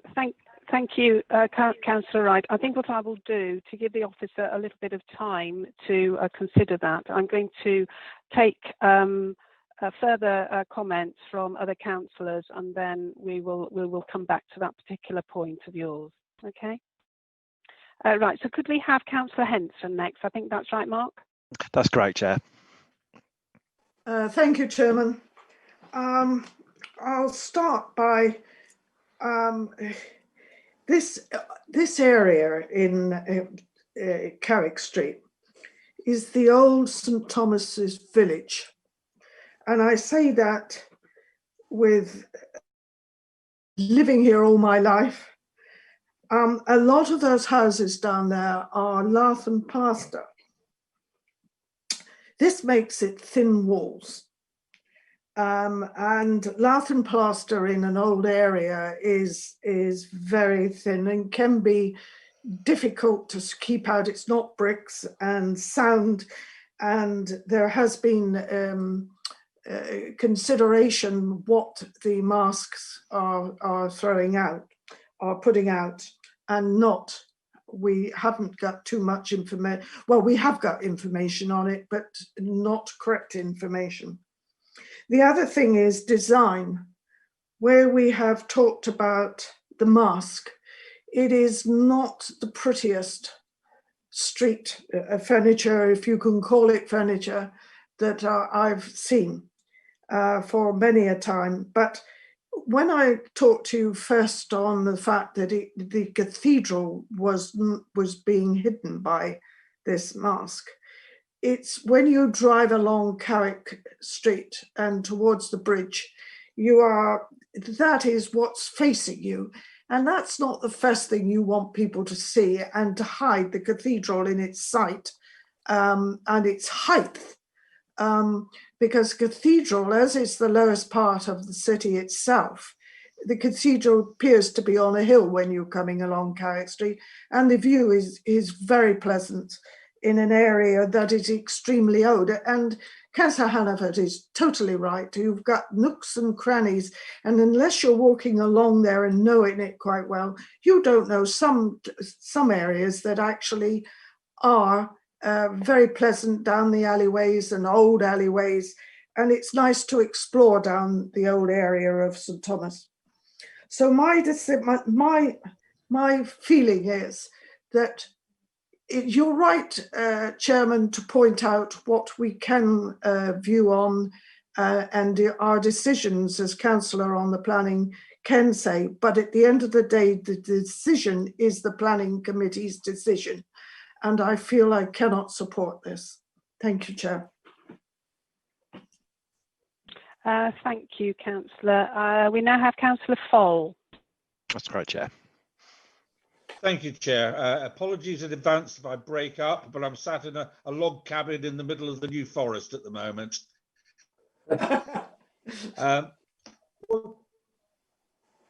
Point I'd like to make is that when over 340 residents write to the council, telephone, text, email, and even meet face-to-face with councillors, there's a fair chance they may have a point to make. And indeed, in the case of 5G mast applications, they've got a number of issues to raise. And while I'm aware that arguments over health and safety, biodiversity, radiation exclusion zones, fibre optic alternatives, and the proliferation of these masts across Exeter cannot on their own constitute a reason for denial, we do need to recognise that these represent very real fears by hundreds of our residents. I was going to speak about each of these issues, but at the request of the Chair, I will instead concentrate on the most pressing reason, and sadly the only valid one, of why I feel this committee should not agree to this proposal. This is on the grounds of scale and massing. 2 years ago, Exeter witnessed a proliferation of wooden telegraph poles, which were erected by telecommunications companies who did not require planning permission. This attempt to use 1950s technology to provide a 21st century solution to communication needs resulted in most of these poles having now been removed because of negative public opinion. As with the erection of these poles, we're facing the same with 20-metre masts, which would eventually create a network across our city. The problem we face today over St Thomas is not a ward issue, it's a city-wide one. Today it's St Thomas and maybe Sidmouth Road, tomorrow it could be Topsham High Street. History is in danger of repeating itself with solid masts between a third and half the height of Nelson's Column due to be erected across our beautiful city. The siting and appearance of the mast in St Thomas would dwarf the local two-storey shops with flats above, providing a blight on the landscape that will need to be replicated in every other ward in the city. Suggestions have been made these proposed masts will blend in with lampposts. However, while most lampposts are approximately 13 feet tall, in old money, as Councillor Henson would say, 5G masts are up to 50 feet in height. So for every Bournemouth or Bristol which has accepted this development, there's a Norwich, a Hammersmith and Fulham, a Bath, a Bolton and a Brighton, amongst many others who've voiced an alternative vision. I would urge fellow members of this committee to join me in rejecting this application on the grounds of siting and design, specifically in relation to skyline, height, shape, form and dimensions. Thank you, Chair. Thank you, Councillor Fole, and we do appreciate you breaking your holiday or interrupting your holiday in order to join us. Wouldn't miss it, Ruth. Great, thank you.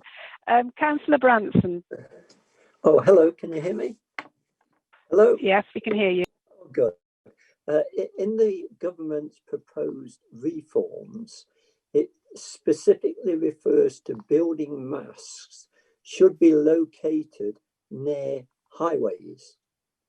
This site proposed is not in the vicinity of a major highway. It is situated, as we all know, in the heart of a shopping and residential area in a conservation area.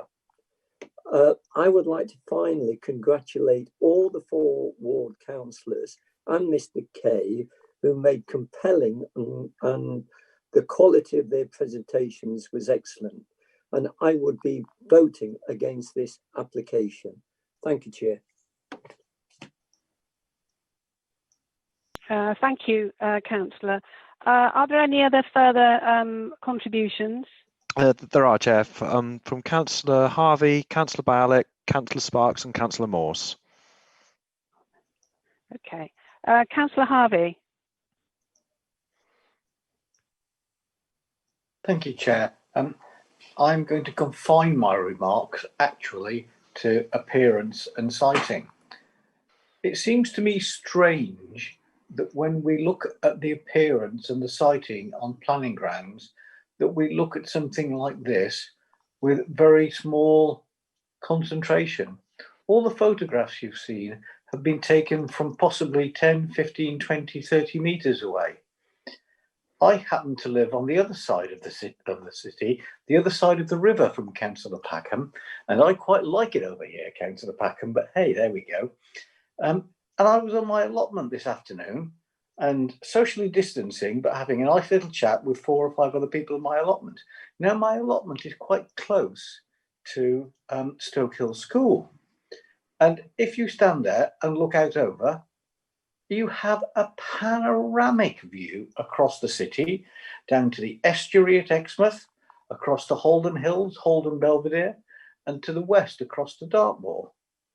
I and my colleagues, who I didn't speak to about this, but I know, do not want that panoramic view to be spoiled by a proliferation of masts across the centre of our glorious city. We simply don't want it to happen. This is nothing to do with the safety. I have my concerns about that, but I listen to what I've been told and I am not interested. That is not relevant. This is purely about the panorama of our city. And if a 15-metre mast should be built in the middle of Carrick Conservation Area, I think it would be an absolute disgrace. Thank you. Thank you, Councillor Harvey. Councillor Bialik. Thank you, Chair. I must agree with a number of speakers who made reference to the scale and the site of this mast. Now, for one, I just thought about it. I've been walking and cycling, travelling up and down Carrick Street for over 50 years. And being part of this city, loving this part of the city, I think this would be a retrograde step and it should not be there. It looks absolutely awful. I'll say it a bit along with Councillor Harvey, it's totally inappropriate. I take on board what you say about the health concerns, that we're not allowed to take it in. And perhaps that in the consultation document of the white paper, we should be, as an authority, making it perfectly clear that when it comes to utilities and the problems we had when they, as Councillor Fole was relating to the open reach masts being telegraph poles being placed everywhere over the city, we should be allowed to have a say. And you know, there's a number of ways of looking at this historic city, and we do not want it blots on the high scale.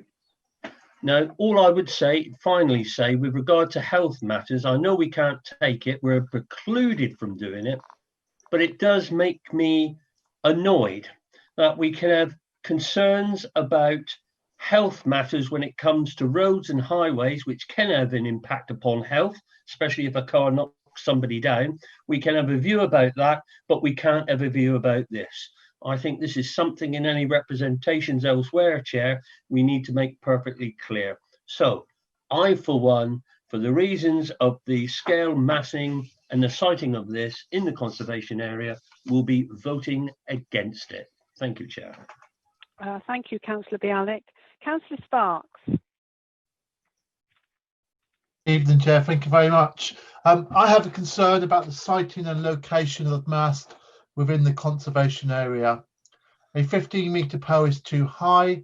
It's not an enhancement. It clearly sticks up above the trees and will obscure views of the cathedral from Carrick Street. The photographs show a tower that looks hideous, that is not in keeping with the conservation area. Existing masts around the city appear to be typically 10 metres high. The plan shows a small cell area, so a 10-metre mast would be more appropriate. A 15-metre mast certainly isn't. The scale is totally wrong. This pole is too high, and if it is really necessary, should be located elsewhere. Its current proposed location is not in keeping with the area. The siting and design is inappropriate, and I cannot support this application that would blight Carrick Street. Thank you.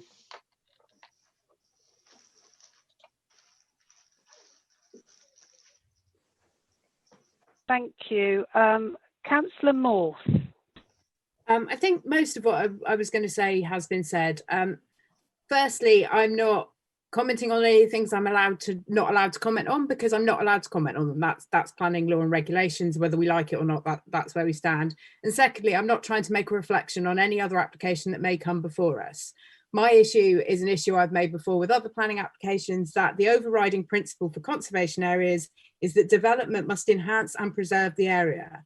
And notwithstanding what you may think of the St Thomas precinct area, nothing you put in there of that scale and that massing is going to enhance or preserve it. It is only going to be a negative impact.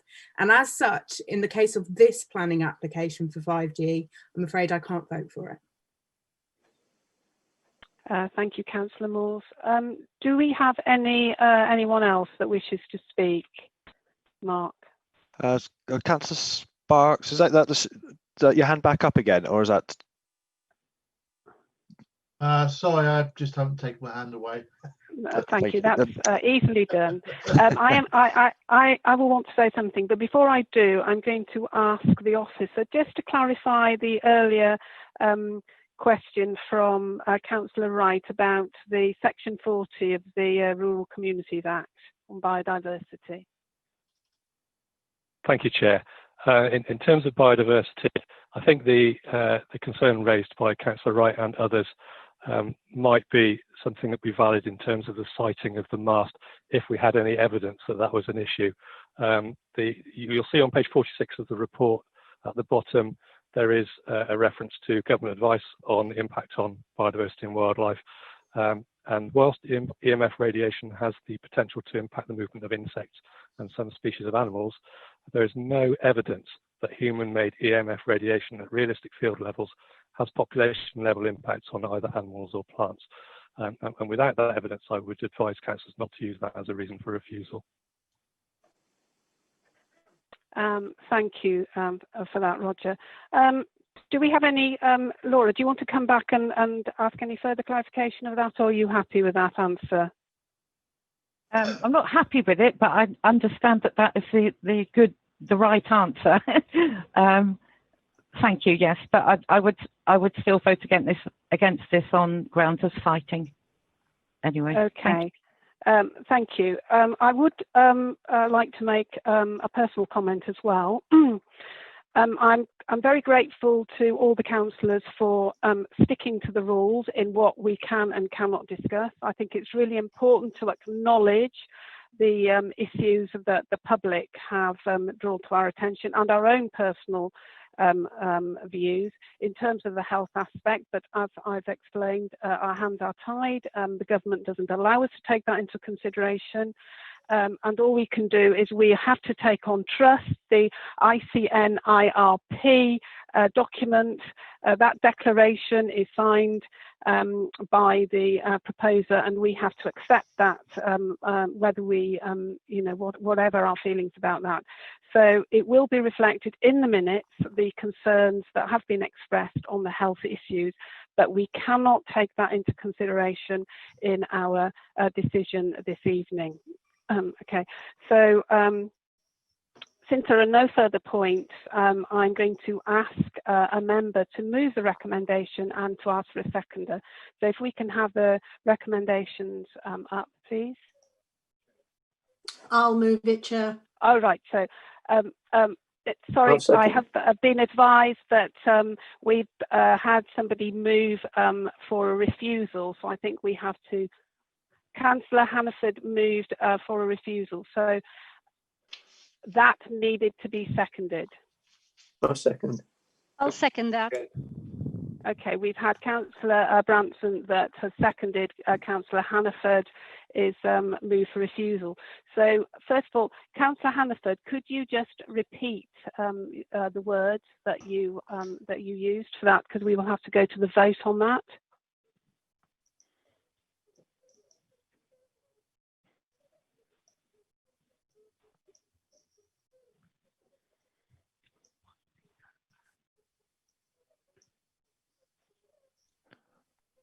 Councillor Hannaford?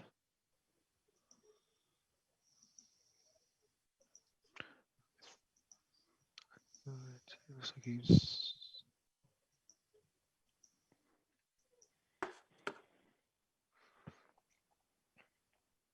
I think he might have dropped out, Chair. Are we able to get him back? We'll need to, obviously we can try and bring him back in.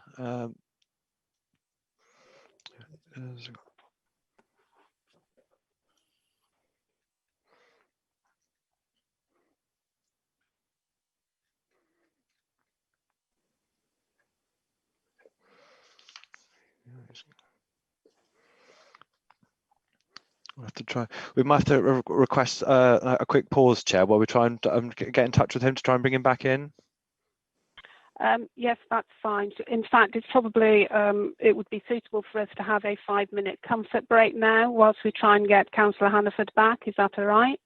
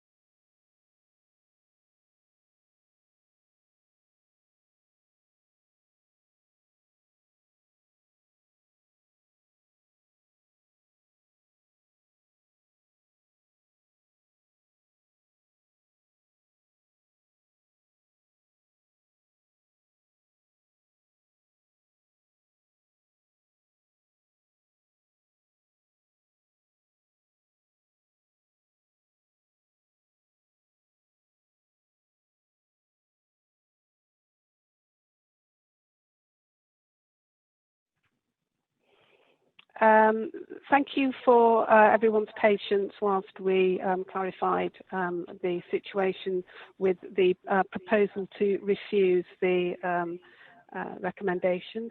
So I'm going to ask Councillor Hannaford to put forward his proposal, his recommendation. Thank you, Chair. I'd like to formally propose that we refuse this application based on the agreed wording that you will read out. Thank you. Do I have a seconder for that? Yes, I would second. Thank you, Councillor Gussain. So that we're absolutely clear what we're voting for, which will be recorded in the minutes, I'm going to ask Roger Clockworthy, the officer, to read out the reasons for refusal. Thank you, Chair. The proposed reason for refusal is the proposal is contrary to National Planning Policy Framework paragraphs 127 and 192, policy CP17 of the core strategy, policies C1, C2, DG1 and EN7 of the Exeter Local Plan First Review, and policies DD6, DD25 and DD28 of the Emerging Development Delivery DPD, because the proposed telecommunications equipment, by reason of its height, siting and design, would be unacceptably prominent and visually intrusive to the detriment of visual amenity, street scene and character of the Carrick Street Conservation Area. Thank you, Roger. So we will now move to the vote for the refusal. So I will ask Mark to do a roll call, and if you could say whether you're for, against, so that'll be for the refusal, against or abstain. Thank you, Chair. Councillor Bialik, please. For. Thank you. Councillor Branston? For. Thank you. Councillor Fole? For. Thank you. Councillor Gussain? For. Thank you. Councillor Hannaford? For. Thank you. Councillor Harvey? For. Thank you. Councillor Henson? For. Thank you. Councillor Mitchell? For. Thank you. Councillor Morse? For. Thank you. Councillor Sparks? For. Thank you. Councillor Sutton? Against. Councillor Wright? For. And Councillor Williams? For. Thank you. So that's 12 votes in favour, Chair, with 1 vote against on the recommendations to refuse. Thank you. That's the vote is carried then for refusal of the application. Thank you. We now takes us on to item 7. And so I have to advise the committee that this item has been withdrawn from this evening's agenda, and the applicant has requested an extension of time in respect of their application. Bindu, do you wish to comment on this? No. Okay, thank you. So we're now going to move on to item 8. And I'm going to ask Paul Jeffrey to make the presentation.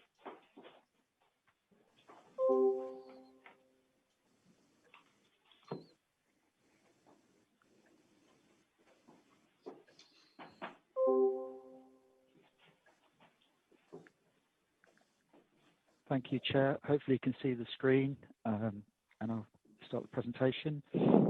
Okay, this application is of 47 houses at Hillbot, adjacent to the Met Office. It's by Persimmon Homes. The application site is located on the Hillbarton estate, which has undergone expensive development over the last Sorry few to years. interrupt, Paul. I think there's Yes. somebody that isn't muted. We've got a bit of background noise, so I'll just Okay. ask everybody to double check that they're muted, and then if you wouldn't mind restarting. Thank you. Certainly.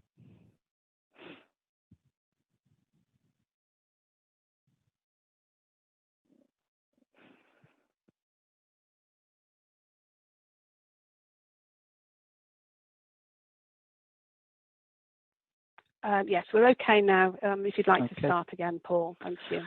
Yes, certainly. Okay, this application is for 47 dwellings at Hill Barton, adjacent to the Met Office. The applicant is Persimmon Homes.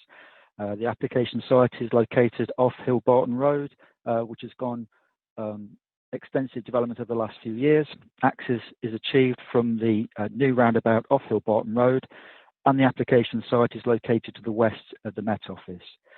Access will be achieved along the existing Heritage Road, and then Myrtlebury Way, leading on to a new section of road which leads into the application site.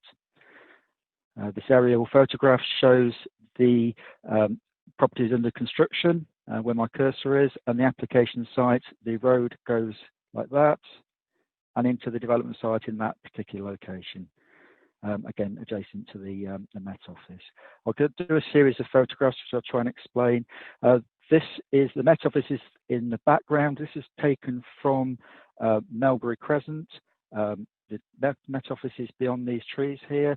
The application site is really faded yellow grass here to the front of those trees. This is looking to the southeast of the site. Again, the faded grass area is the application site. The access will run alongside the a bank of trees here and alongside into the front of these houses, which also form part of the Hill Barton estate. This is a photograph looking along proposed access road with the Met Office on the right-hand side and the properties on the ridge, which is Melbury Crescent. The application site is really effectively round the corner of these trees, and this site here is another site which is currently in for a decision, which is a Saltus development for up to 200 houses. This is a closer applications photograph of the application site. And this is looking back the other way. The green path that you see here is the line of the proposed road, and the application site in this location with the trees forming a boundary with the Met Office. And the last photograph, and this is looking from the site up towards Melbury Crescent.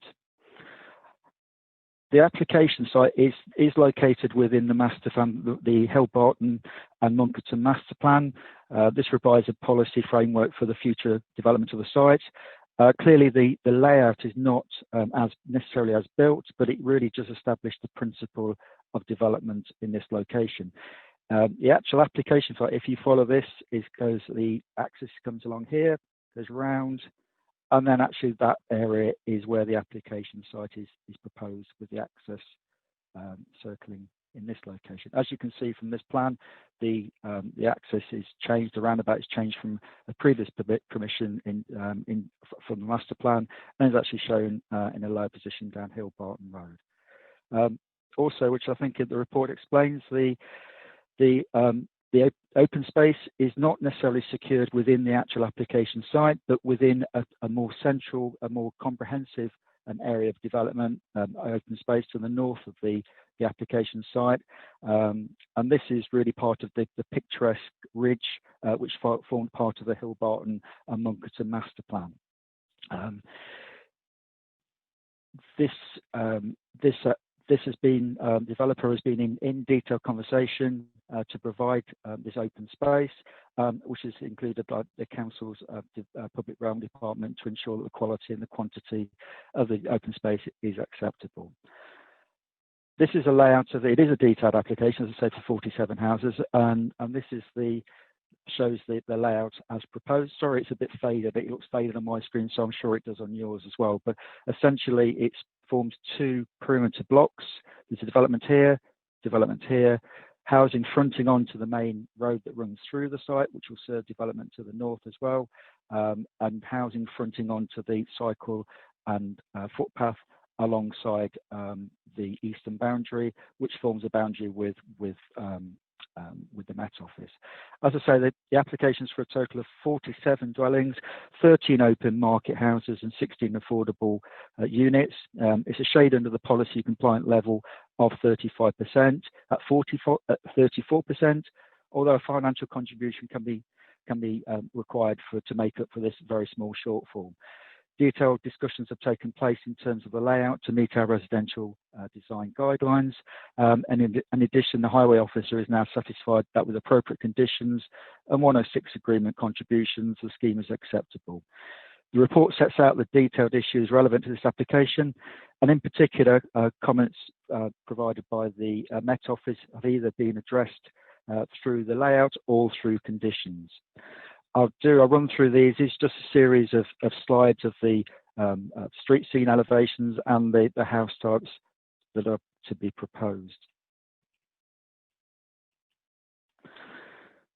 As the report sets out, the recommendation is for approval, subject to conditions and various matters as set out in section 18 of the report, namely provision of affordable housing, the safeguarding of the Munkerton Railway Halt, almost £2,000 per dwelling towards pedestrian improvements in the area, traffic regulation order, particularly in relation to Heritage Road, which has been identified by residents being a particular problem, an educational contribution, and the area of open space is provided within the actual site itself. But as I mentioned previously, the majority of the open space will be provided in this upper area here, which will serve the majority of the Hillbarton development. An update sheet shows that there's been one additional email received, giving 35 letters in total. And in response to the update sheet that the resident that wrote in, just in terms of the railway halt, this is continued to be safeguarded within as part of a 106 agreement. In terms of the local centre, the land is still available and will be still part of the overall Hillbarton master plan. If any application came towards developing that for housing, obviously members will be able to comment on that. It would need a planning application. And as the report sets out, the open space is to be provided to serve the majority of the Hillbarton estate to the north of the site. And as I say, that's been in conversation with our Public Realms Department. So the officer recommendation is approved, subject to the conditions and the completion of a Section 106 agreement as set out in the report. Thank you, Chair. Thank you, Paul. Do we have any members who wish some clarification of any of the presentation? Councillor Harvey, Chair. Councillor Harvey. Thank you. Yes, the three matters I require clarification on you've already spoken about. Firstly, the railway halt at Hillbarton. My question is, do we have any form of timescale whatsoever for the building of such an establishment, and even perhaps more relevant for the provision of services to such as railway station if it were to be built? My understanding, I do have an understanding of this, but I would like to have it clarified. So that's the timescale for the building of the railway halt and services to it. Secondly, again, a transport matter. Paul, you mentioned a foot cycle path to the east of the site. Well, I was on the site last week having a look at it prior to this meeting, and there's nothing being built there as far as I could see. There were a number of people walking their dogs and enjoying the amenities of the area, but I couldn't see a foot-stroke cycle path there. So I'd be interested to know where it goes, when it's going to be built, again, a timescale of building, and where it's actually going to go. And thirdly, you referred to what's known as colloquially amongst councillors and some residents as Pete's Field, which I understand is an aggregation of the green space across a number, if not all, of the developments in Hillbarton, to be, subsumed into one piece of land, which you talked about the Public Realm Department looking to be able to develop a high quality piece of recreational amenity land for particularly the residents of this new housing estate. Well, my understanding is that it's nowhere near being handed over yet, and yet there are a considerable number of new homes that have been built on this estate, and a considerable number of residents who are continually asking me and my other councillors about when this sort of, I don't think they're aware of the Pete's Field concept, but they are very upset indeed about the amount of facilities that are available to them loaf of bread and bottle of milk, top of the list, of course. But there are also issues about this green space. So, Paul, is there any timescale again for that, for the handing over of that green space to the local authority and then development of it as an amenity area? Thank you. Okay, in answer to those, Councillor Harvey, in terms of the railway halt, I'm not sure if we have like Lloyd Oriel as part of this conversation, that he can obviously from the county council's point of view answer that particular question. But unfortunately, I don't have any timescales in terms of like the actual railway halt itself. If Lloyd is there, then obviously he can respond to that.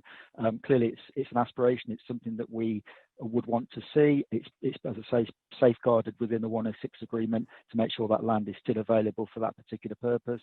But as you know, it's quite a fairly big infrastructure project, and although we can require it as part of the 106 agreement to be safeguarded, I'm not sure, and probably could find out in terms of whether there's anything more definite in terms of the timescales.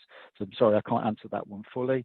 In terms of the actual cycle path and footway, that is to be provided as part of this development. A section of that will go to the east of this development, and that's where that is part of the overall scheme. So that will be, it's not there at the moment. There is just trees there, and it's alongside those trees.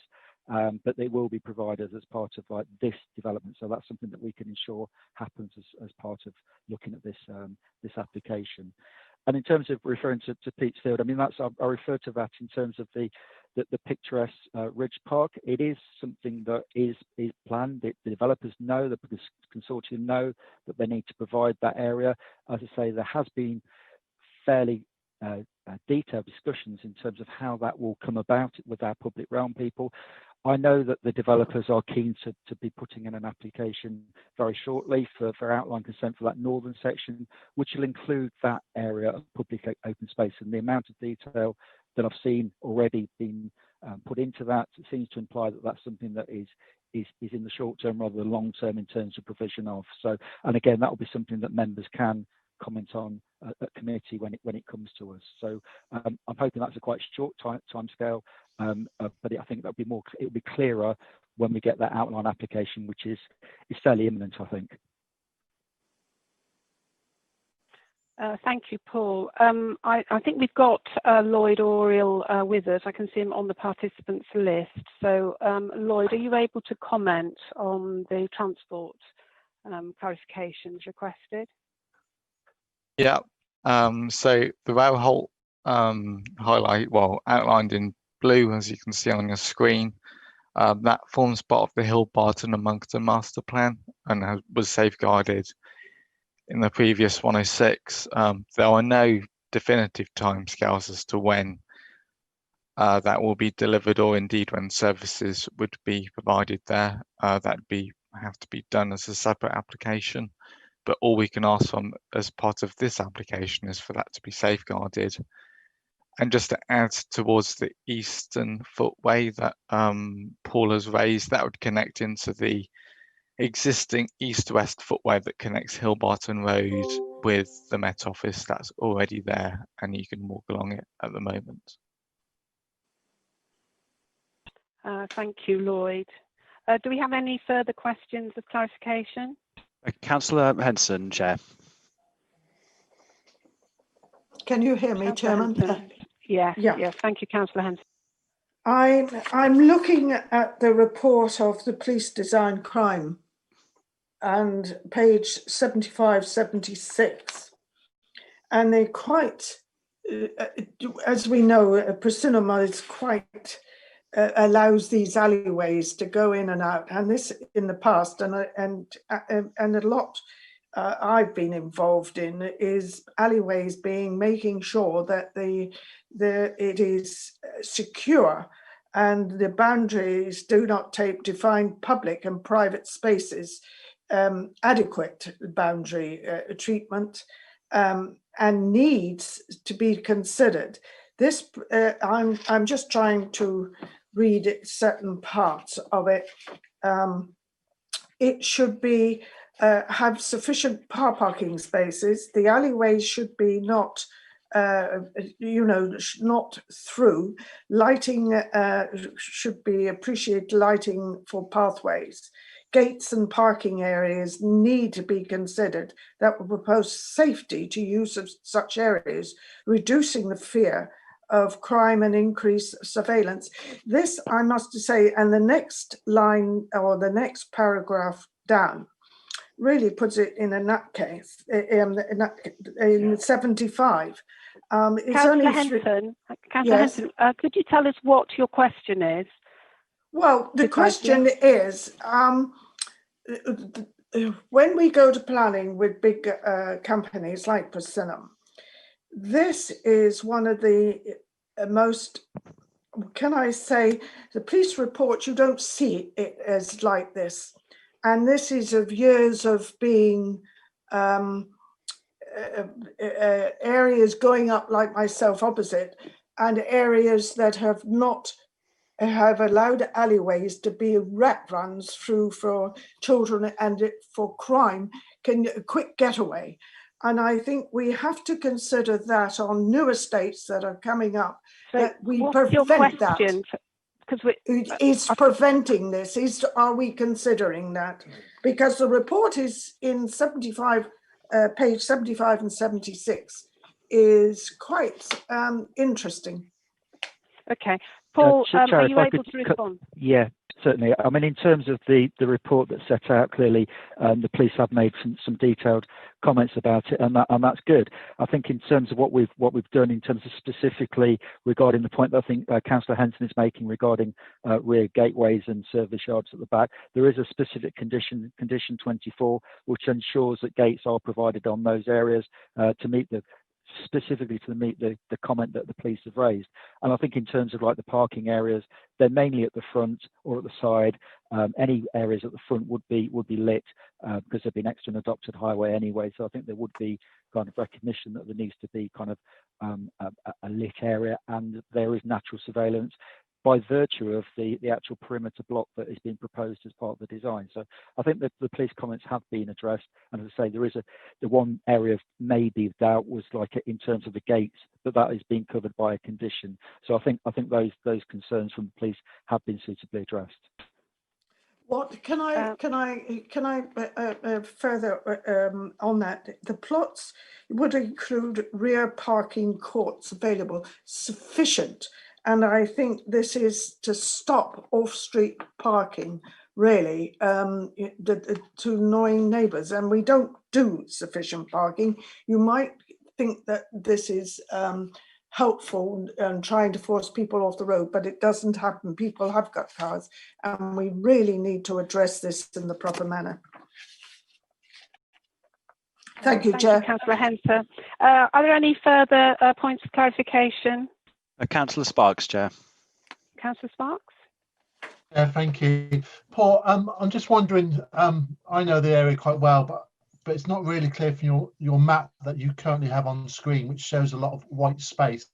Could you just clarify where the existing housing is in that area? Certainly. I'm sorry, this is the latest aerial photograph we've got on our system, but I think that does show a little bit clearer about where the developments have, where they've actually been developed. And I think if you follow the cursor, it is these areas, and it comes down to here as well. So it's a fair degree of development. And as I said, if you follow the cursor, this is the area of land that is proposed for the application site, and adjacent to it is the Salty development, which I referred to for 200 houses. And then this remainder area is the outline application, again, which I've referred to, with the top section and the linear bit of open space, which will be provided as part of the future application. Brilliant, Paul. Thank you. That just clarifies where there is already new housing for the members that don't know that area. Thank you. Thank you. Are there any further questions of clarification? No other hands raised, Chair. Thank you, Mark. So we'll now go to Councillor Oliver, who's requested to speak under Standing Order 44. May I ask Councillor Oliver to speak? Thank you, Ruth. First, I'd like to applaud the provision of 16 affordable houses out of 47 in this plan. Exeter City Council is committed to provision of homes for all Exonians. This application shows that affordable houses can be provided within a viable development. Every affordable house provides a safe home for a family who may otherwise be unable to have one. I've spoken to a lot of people in Hillbarton and in wider Pinhoe about their misgivings about this proposed development. Residents feel that the roads are too congested already and that more houses will only add to this problem. Highways have raised no objection though, so the members of the planning committee cannot use this as a legal reason to refuse planning. If they do, it is likely that the developer will appeal, and if the government's inspector rules in the developer's favour, the City Council can be asked to pay costs. This is a significant risk to take in our current economic situation, and not one members of the committee can take lightly. The government's latest white paper on planning has made clear they intend to make it much easier for developers to build, rescinding the need for planning permission at all in most cases. I think it's important people listening to this live stream understand that national guidance and legal framework under which we operate and which restricts us. Now, what would help is a railway station. As Paul says, land has been reserved for this. And I have to say the developers have used it as a selling point for all phases of the housing.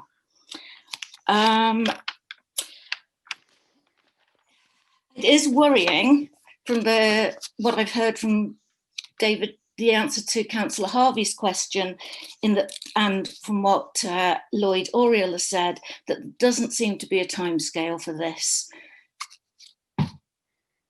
I don't know what to say about that. I can totally understand why the residents feel very let down, having bought their houses on the understanding there would be one.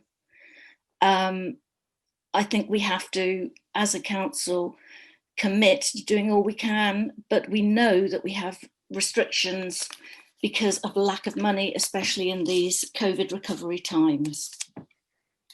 There is a loss of green space associated with this planning application, but there seems to be a little bit of understanding amongst residents, some of who told me that it was the Hillbarton Park in the Hillbarton and Monckton master plan that was being built on.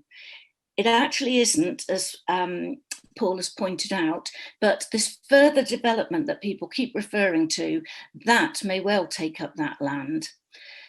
We've already talked about the land to the north, Peatsfield, or the picturesque ridge, and that will be a fantastic amenity for these people on these estates and developments, but it's really important that there is local green space as well as that, and that can't be used as a reason not to have local play space for children and families and dogs to enjoy. I gather that there is some marked differences to the whole layout of this area from the Hillbarton and Monckton master plan. And that means that although some of this green space is lost, there may be other green spaces that we weren't expecting to have. I mean, I think the picture is still up on my screen. You can see quite clearly that it was intended to be a green corridor. And I think we'd be seeking a commitment from the City Council that in future discussions and reserved matters, we would do everything to ensure that that green corridor was brought to fruition. What else did I want to say to you? Yeah, the future development is a different developer. It is part of the Hillbarton consortium, but this is not a consideration that we can use to refuse tonight's application. It isn't something that the inspector would consider, since that application hasn't come to planning yet. Land has also been reserved for local shops and amenities, and these being available would have a favourable impact on the residents. If you look at the picture still on the screen, it's very near where the railway halt is. Thank you, Paul. Residents could walk or cycle for their would flourish as neighbours bumped into each other. I think it's really important that although we know we're getting another big local centre fairly near, a whole different sort of scale of local centre, that this should be instead of, as well as and not instead of. That's about it, I think, from me. I think it's a very difficult decision planning members have got. I would like to thank you all because you've sat through a long time tonight, and I know there's applications after this. So I'd like to thank you all in advance for your consideration with this, and all the officers too. Thank you.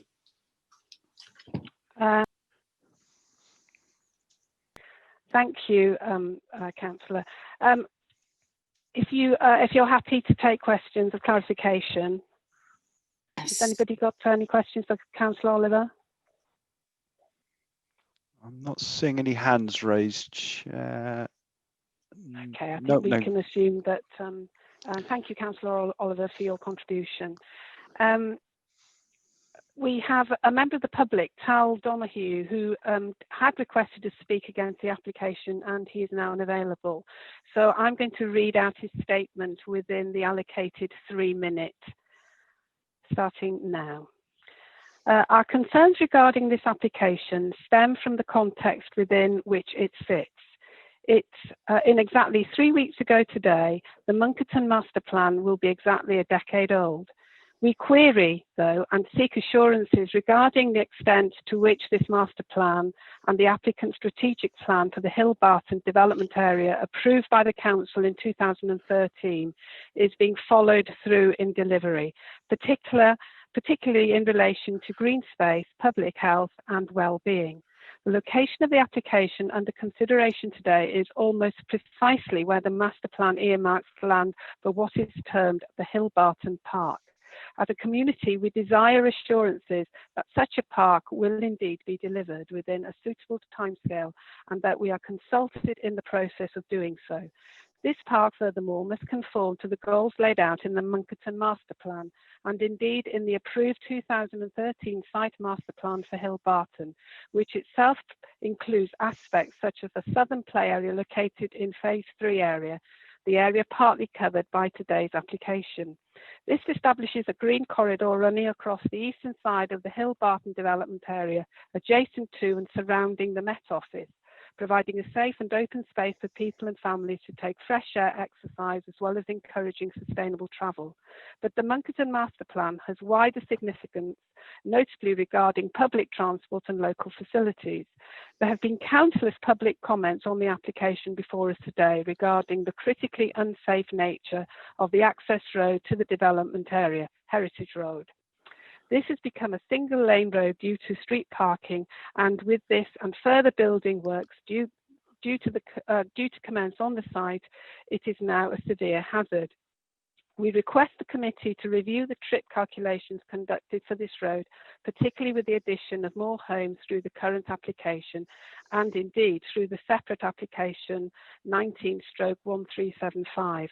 This application is for 200 homes, and while handled under separate planning applications, together with the application before us today, forms the next phase of the Hill Barton Consortium's development plan approved in 2013.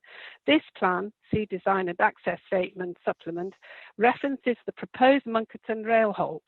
The Monkerton Rail Halt has been subject of much discussion and forms part of the wider considerations for the Devon Metro Initiative, with the planned creation of 50 new homes in this development added to the approximately 200 across the rest of Phase 3 and the 300 or so already delivered in Phase 1 and 2, the roads around the Hill Barton are, as we have described, already at breaking point and highly unsafe.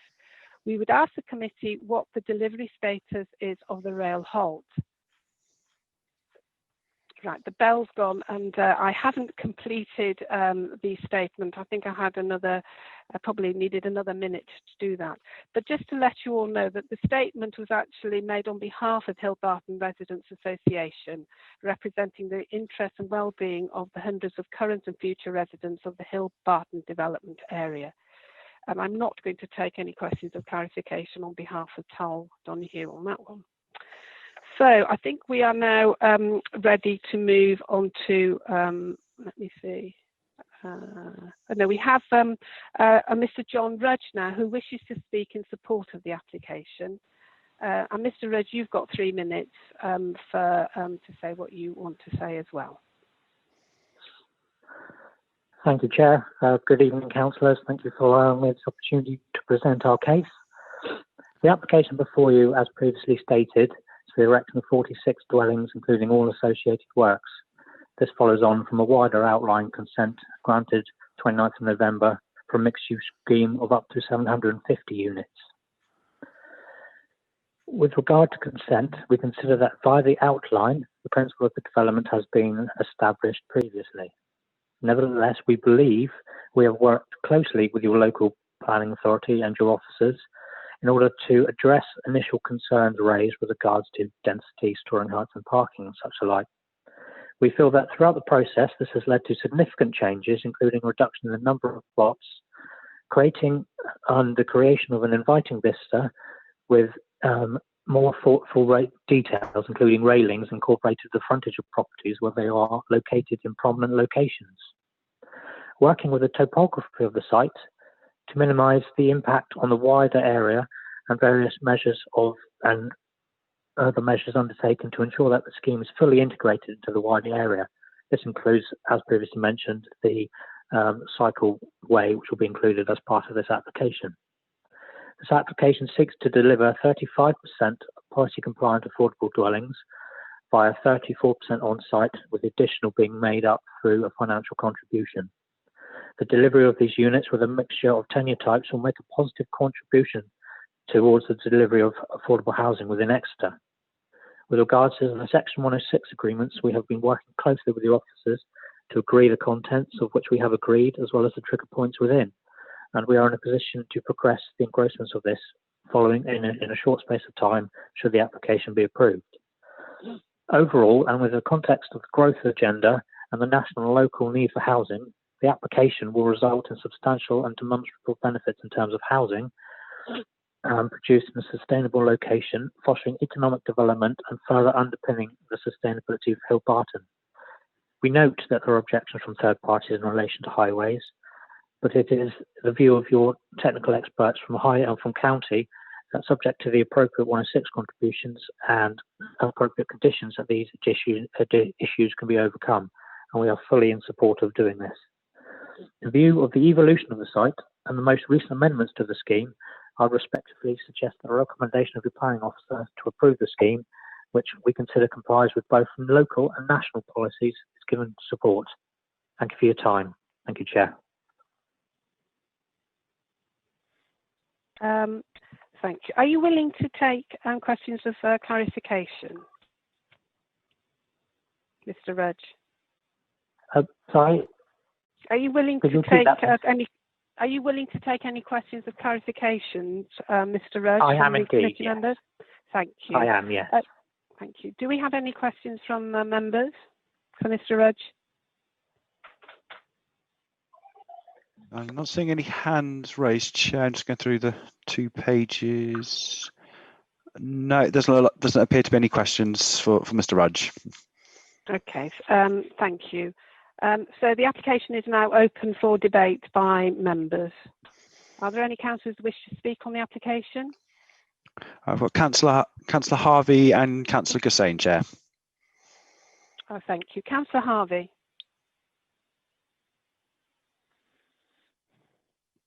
Thank you, Chair. Amongst many of the urban myths perpetuated by this Conservative government is one that we need more planning permissions. We don't. Over the weekend, it was released by Shelter that there are 380,000 planning permissions agreed in the UK, which developers are unwilling to unlock from their land banks. Funny old game, isn't it, eh?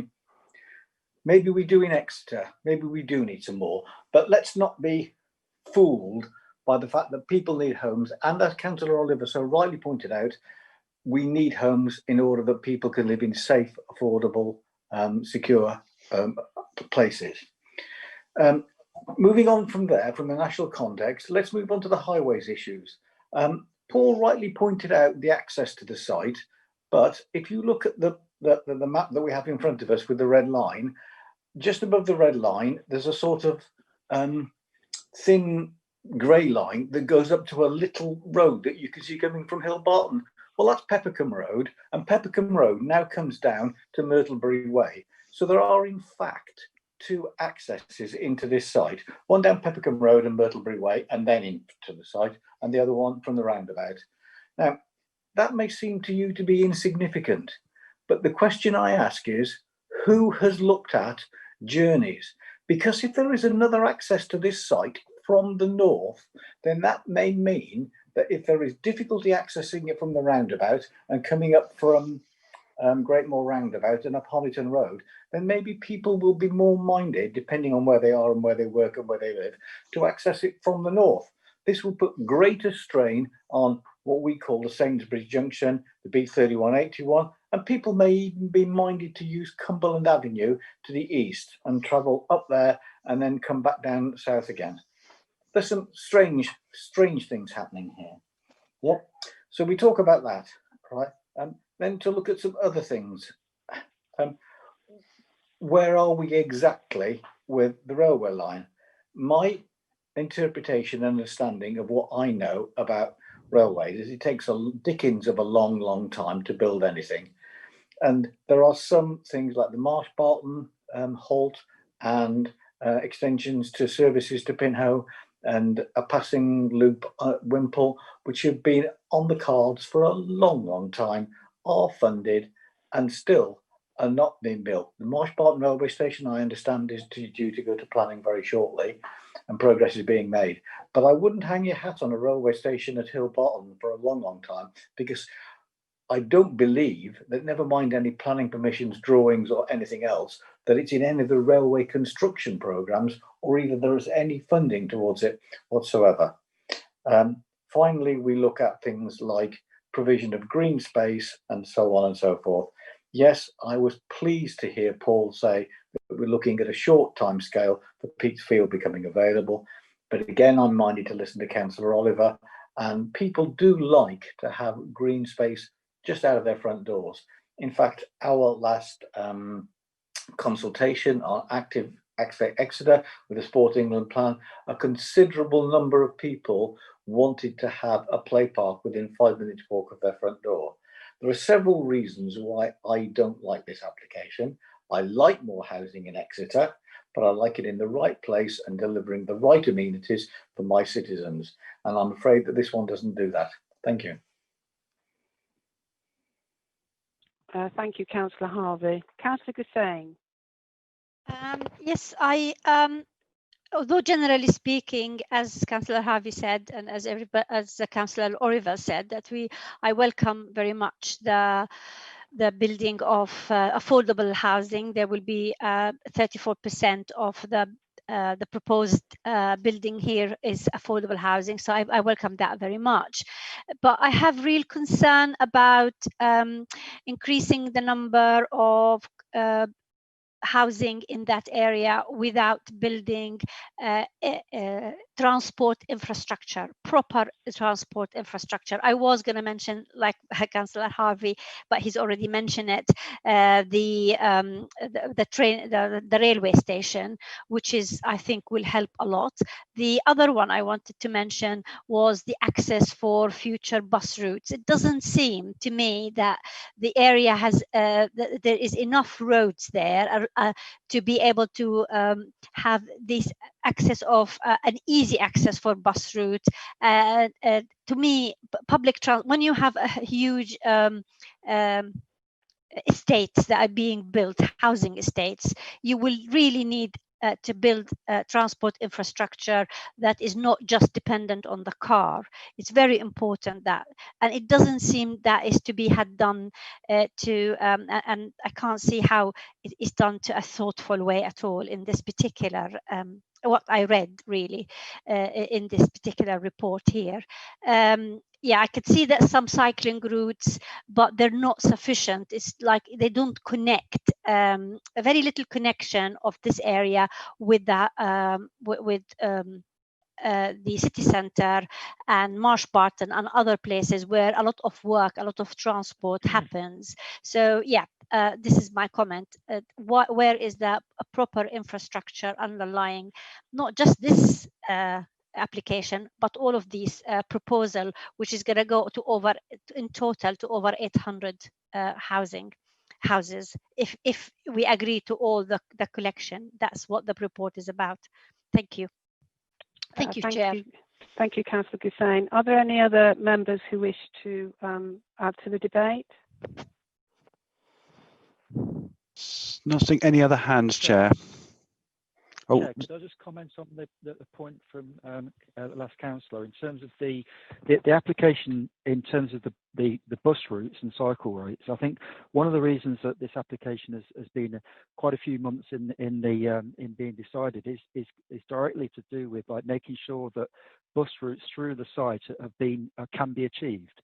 So I know that and Lloyd might wish to comment on that, but I know he's had very careful and detailed discussions with the applicant regarding bus routes through the site, also the connectivity of cycle routes, which are included within this application. So I think in terms of the bits that we can kind of make a significant contribution to in terms of looking at the plan, i.e. cycle routes and bus routes, and making sure the radii and the widths and traffic regulations are put in place so that the difficulties that the residents are experiencing at the front of the site on Heritage Road can be addressed through this application. I think that work has been done. I think in terms of like the railway halt, clearly, as Councillor Harvey said, it's a massive project, and I don't think any of us really want to sort of like give any kind of definite timescales on whether when that will be like into fruition. But in terms of the other matters, in terms of sustainable traffic, in terms of bus routes and cycle routes, I think this application has achieved that. And I'm not sure if Lloyd wants to comment on that as well, just to clarify the point that the last councillor made. Thank you for that. Lloyd, do you want to come in to support some of the questions on the transport? Yeah. So I've had so regarding the bus routes, Paul is right. I've been in discussion with the applicant and adjacent applicants about the whole strategy for Hillbarton as a whole. And I have indeed been involved with detailed discussions with Stagecoach as the bus operator, and we have in principle agreed that this whole site could be serviced by bus. And as part of the 106 contributions that I've recommended to Paul, a lot per dwelling is actually going towards the introduction of a bus service that will serve the development. With regards to walking and cycling improvements, again, that's another Section 106 item that we've asked per dwelling, and we have maximised everything that we can do within their red line. All I would say is that we will connect into the strategic cycle routes within Exeter. So to the north of the site is Hollow Lane, and that has been earmarked as a strategic cycle route from Hillbarton to Exeter City Centre. So we have worked with the applicant, and its members should be aware that they've already given consent for up to 750 dwellings in the past, and this application is only for 47. So what we've agreed with the applicant is, if not better than the previous consent. Thank you, Lloyd. Just last chance then for anybody to add to the debate. Councillor Morse, Chair. Oh, thank you. Councillor Morse. Thank you. Here's my thoughts on this. I think it's an absolute sin that people land bank and that they don't build houses, when I know what the size of our waiting list as a council is, let alone those people who can't afford to buy in our city because there aren't areas of land that have been released. So I just want to get that out of the way before we begin all of these statements. That's not to say that we don't need development in Exeter. And I know there are applications coming, and I know applications that have been that we have refused because they're not part of our local plans or our master planning. Those applications have been lost because we don't have enough housing. So refusing an application where we intended to build houses always only puts even more pressure on those green belts, those Topsham gaps, those bits of Alphington that aren't already predetermined, pre-assigned, and those bits of Pinhoe, like Home Farm, where we have lost applications in the past. So I think there is a highway issue here, but I also know we have no grounds to refuse it unless we want to pay for the appeal, and we can't afford to do that, and we don't want to do that. That's Devon County's opinion. They're the Highways Authority. They're telling us that this is going to be fine. We might not believe them, but that's what they're telling us. We have a master plan document, and I know in planning law, a master plan is just that. It's a plan. It doesn't have to be followed to the T. So if we were to refuse on those grounds, we'd find ourselves again in a very rocky situation. And I don't think there's another planning reason that's been put before me that is substantial enough to overturn the recommendations of our planning officers here. I'm sorry that that's the case for everybody who's concerned in that area, but I also am aware of those green areas we are trying to protect in our city moving forward and with all the things that are going on. So as such, I can't vote against this application because it's already part of our idea for that development of that area. I do hope there are some concessions made to open spaces, and all of those arguments are perfectly reasonable, but I don't think they're strong enough to refuse the application. Thank you, Councillor Morse. Is there anyone else who wishes to comment? No other hands are raised, Chair. Thank you. So I'd like to ask a member to move the recommendation and for a seconder. I'll move, Lord Mayor. Sorry, Lord Mayor. That's not me. I'll move, Councillor. Thank you. I'm happy to second. Thank you. So, Mark, could you do the vote, please? And members, could you state whether you're voting for, against, or abstaining? Thank you, Chair. Just to clarify as well, it's voting on both recommendations A and B together. Okay, thank you for that. So can we bring those up so that people, or it's on page 90 of the paperwork? Yes, page 90 they're on. It's, I believe it's B is subject to the of part A, is that correct? Yeah. On page 98, the part B recommendation is if the applicant fails to complete the 106 agreement, we can refuse the application. So that's the reason for the dual recommendation. Okay, Paul, there's just, before we actually go to that, there is just one, I've just spotted a typo in the conditions. We've got 2 number 14, so they will need renumbering. That's on page 94. That's Councillor Williams. I will check on that. Thank you very much. So, right, if you could, Paul, Mark, sorry, no problem. Take the vote. Thank you, Chair. You. Councillor Barlick, please. 4. 4, thank you very much. Councillor Branston. He's off again. 4. Oh, thank you. Councillor Foll, please. Abstain. Abstain, thank you. Councillor Gassane. 4. Oh, thank you. Councillor Hannaford.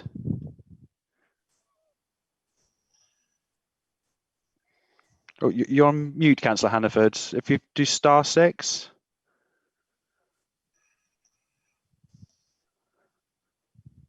I'll come back to you. Councillor Harvey. Against. Against. Councillor Henson. Abstain. Councillor Mitchell. 4. Thank you. Councillor Morse. 4. Thank you. Councillor Sparks. Against. Councillor Sutton. 4. 4. Thank you. Councillor Ryde. 4. Is that 4? Sorry. Yes. Thank you. Sorry. Yes. Councillor Williams. 4. 4. So just back to Councillor Hannaford. Are you there to? I am. 4. 4. Thank you very much. So it's 1, 2, 3, 4, 5, 6, 7, 8, 9, 10, 11, 12, 13, 18. So that's 9 votes in favour, Chair, 2 votes against, and 2 votes in abstaining. So the recommendations have been carried by the majority. Thank you for that, Mark. Members, we've been going for 3 hours now, and I think I'm quite tired. And I think so that we're absolutely fair to the rest of the agenda, we need to have our wits about us and to be thinking clearly. So I'm going to propose an adjournment, and that we reconvene on September the 17th to take the rest of the agenda. Second, Lord Mayor. Thank you very much. Lord Mayor, I keep calling you Lord Mayor. You do, I know, you do. It's wishful thinking, Phil, I think. Or perhaps I'm thinking about something else. Chair, you. Sorry, Chair, did you say the 17th, a Thursday? Yes, that's right. Okay, fine. I'm just checking that because that's not our normal meeting day. Thank you, Chair. No, I've had confirmation that we should be able to hold it then. The officers will be available. I just think, we've been going for 3 hours, and it's been quite challenging this evening. And so I'm not disagreeing with that, Chair. I just wanted to clarify on the day. That was all. Thank you. Okay. Could I just get just a confirmation vote by show of hands, if possible, just to confirm the adjournment, please? Sorry, to confirm what? Just to confirm adjourning the adjournment. meeting. Yeah. Yeah. Great. Yeah, that's unanimous. Councillor Hannaford, are you happy with that as well? I am, yes. Yeah, I am. Thank you. Thank you. I would like to thank all members and officers for their time this evening, and we will reconvene on Thursday evening, 5:30, the 17th of September, to take the rest of the agenda from item number 9 onwards. Thank you very much. Good night.